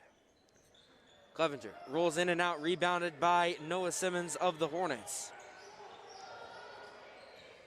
Isaac's going to take it up slow. Well, I like this decision here by the Hornets. Sure, they want to play high-paced basketball, but at the end of the day, that sometimes turns into sloppy basketball. So you slow it down, you slow the pace because you're already in control of the pace. You slow it down a little bit. That makes it tougher to make a comeback, and it makes sure you play more disciplined basketball. Right there, a charge drawn by the Jaguars. Isaacs picked up his second personal. And you talked about a game of runs. The Hornets can't let the Jaguars make a run and get back into this game. 2:20 left. Adam Ray drives baseline. Found Clevenger, thought about the three. He's going to take the 15-footer instead. He knocks that one down. It'll be a timeout called by the Jaguars, and we'll be back here in a minute for the final 2 minutes and 11 seconds. Welcome to Valley Center, a beautiful, friendly community just 9 miles north of downtown Wichita. Come discover Valley Center and take a walk through historic downtown. Check out unique restaurants, shop at locally owned businesses, or play around at Valley Point Golf Course. Valley Center is building on its proud heritage while welcoming new ideas, new businesses, and new families. Valley Center will exceed your expectations. Discover Valley Center, an incredible place to call home. Parents' biggest worries is letting their teen get behind the wheel of a vehicle. That's why getting professional, personal instruction is so important. The Wichita Driving School is licensed by the state of Kansas and offers the most classes per month of any driving school. With the most students trained in Wichita last year, it's obvious students and parents like Wichita Driving School for the convenience and professional one-on-one instruction. Wichita Driving School, where you're driven to be the best. It'll be Hornet ball. After that timeout, Caleb, what do you got for us? Well, one thing that I noted watching the South game, the Wichita South game versus this Andover Central team, they're not a second half team. That's why they've lost so many of those thrillers. They were up by 9 versus Maize South, and I want to highlight the improvement here from the Hornets. They've become a second half team. We saw it so many times in the past 2 years specifically where they were struggling to close out games. They would have an incredible second quarter, and then they weren't able to finish it out. Here, the Hornets finished out the full 4 quarters. They played full 4 quarters of solid basketball, and that shows a lot of mental toughness and overall improvement.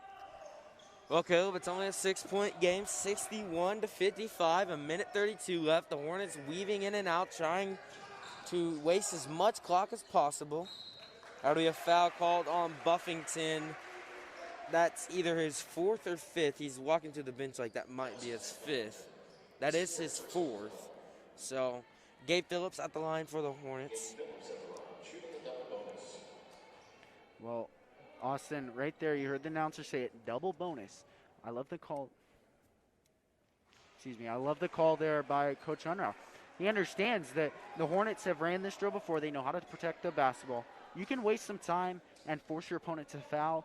From there, you have good shooters who can go to the line, knock it down, and overall, then you waste the time, you get some solid points, and that's going to be an interesting call in the huddle. That free throw was big by Gabe Phillips. It made it a 2-possession game, now to a 3-possession game. 62-55 your score, a minute 25 left. We'll be back in 30 seconds. And we're back after that timeout. On the floor for the Hornets is Wilson, Isaacs, Harden, Dalrymple, and Phillips. It will be Andover Central ball. So it was Phillips who knocked down a free throw just moments ago. A little bit of pressure right here from Valley Center. As Cade Wilson's going to guard Clevenger. Harden's just going to back up. They're going to lighten up the pressure as the Hornets need to play some solid defense. Clevenger with it. Find inside, off the mark by Buffington, and a jump ball. Great job by Braden Dalrymple to get the jump ball and not foul. So it will be Valley Center ball. Into the game is Noah Simmons as he'll take the place of Cade Wilson.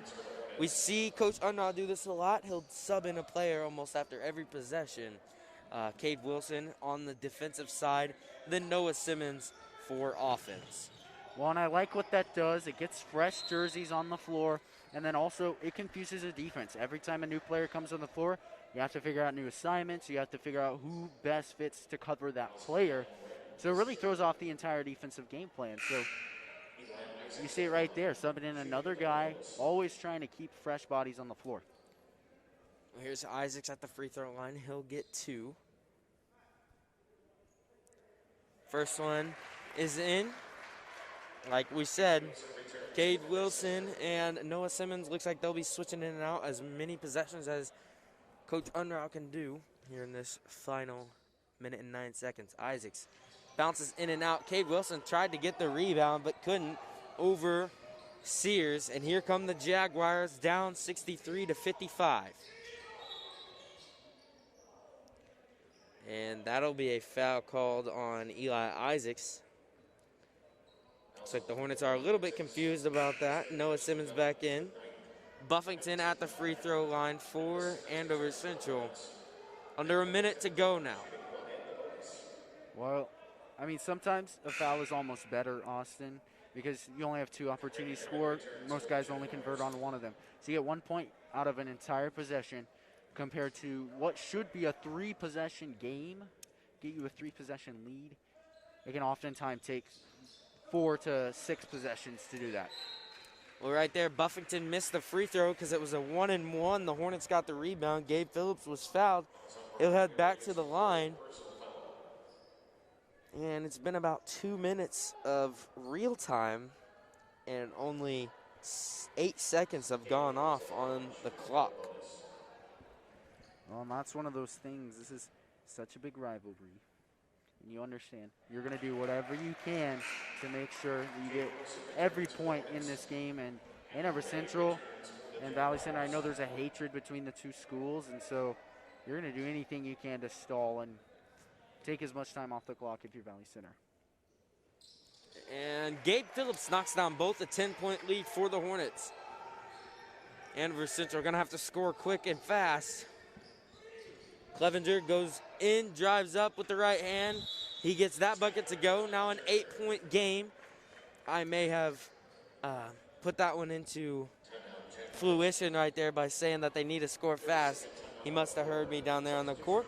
We'll be back after this timeout with 46.9 seconds to go.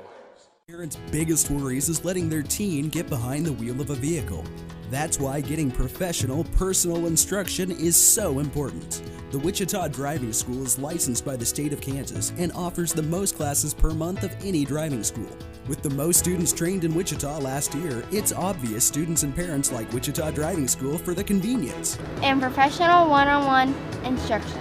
Wichita Driving School, where you're driven to be the best. And it will be Valley Center ball.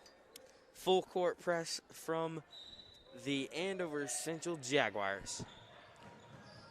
Harden found Isaacs. He was fouled by Parrott. Eli Isaacs now heads to the line. Well, Andover Central is really incredible at this press, and it's quite a shame that they weren't able to show it off in the early going, and they're forced to do it now when they have to foul and try and stop the clock. His last trip to the line, Isaacs went 1 for 2. Here's his first, knocks it down.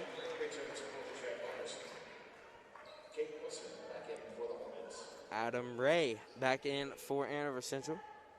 Cade Wilson, Noah Simmons still switching in and out. Possession by possession. Isaacs free throw.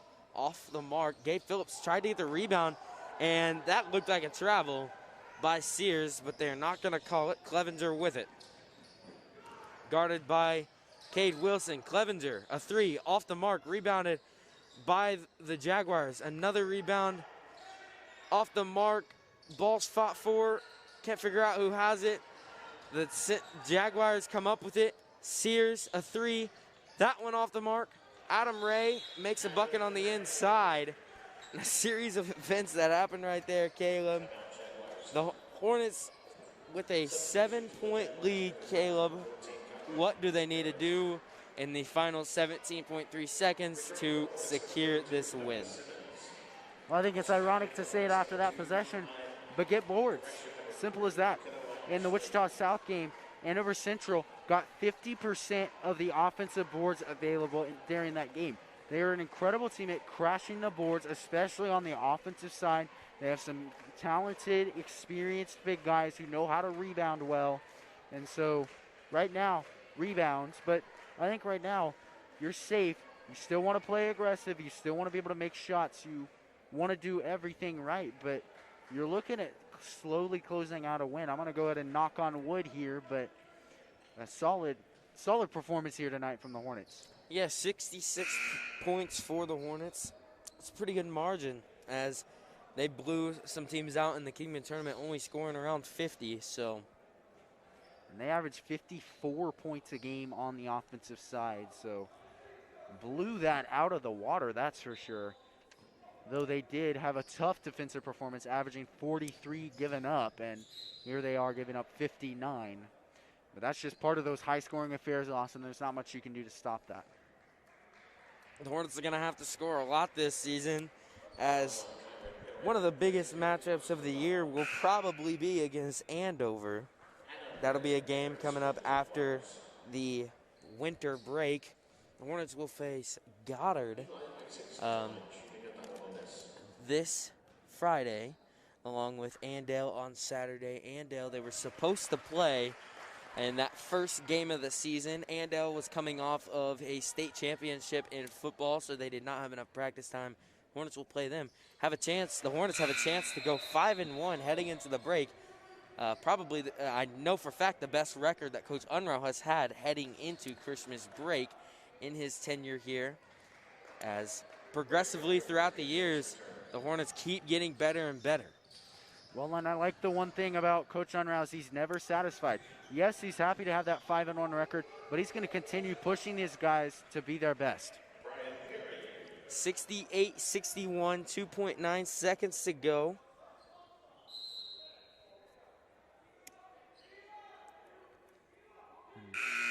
And not sure what was happening there, but it was a running clock. The Hornets end up winning this game 68-61, 7-point differential. The Hornets played a great game, Caleb. And that'll be it from us here at Hornet Studios. Tonight, I'm Austin Coas, joined alongside by my partner, Caleb Rose. We thank you for watching. Stay tuned for that Friday night game here on Hornet Studios.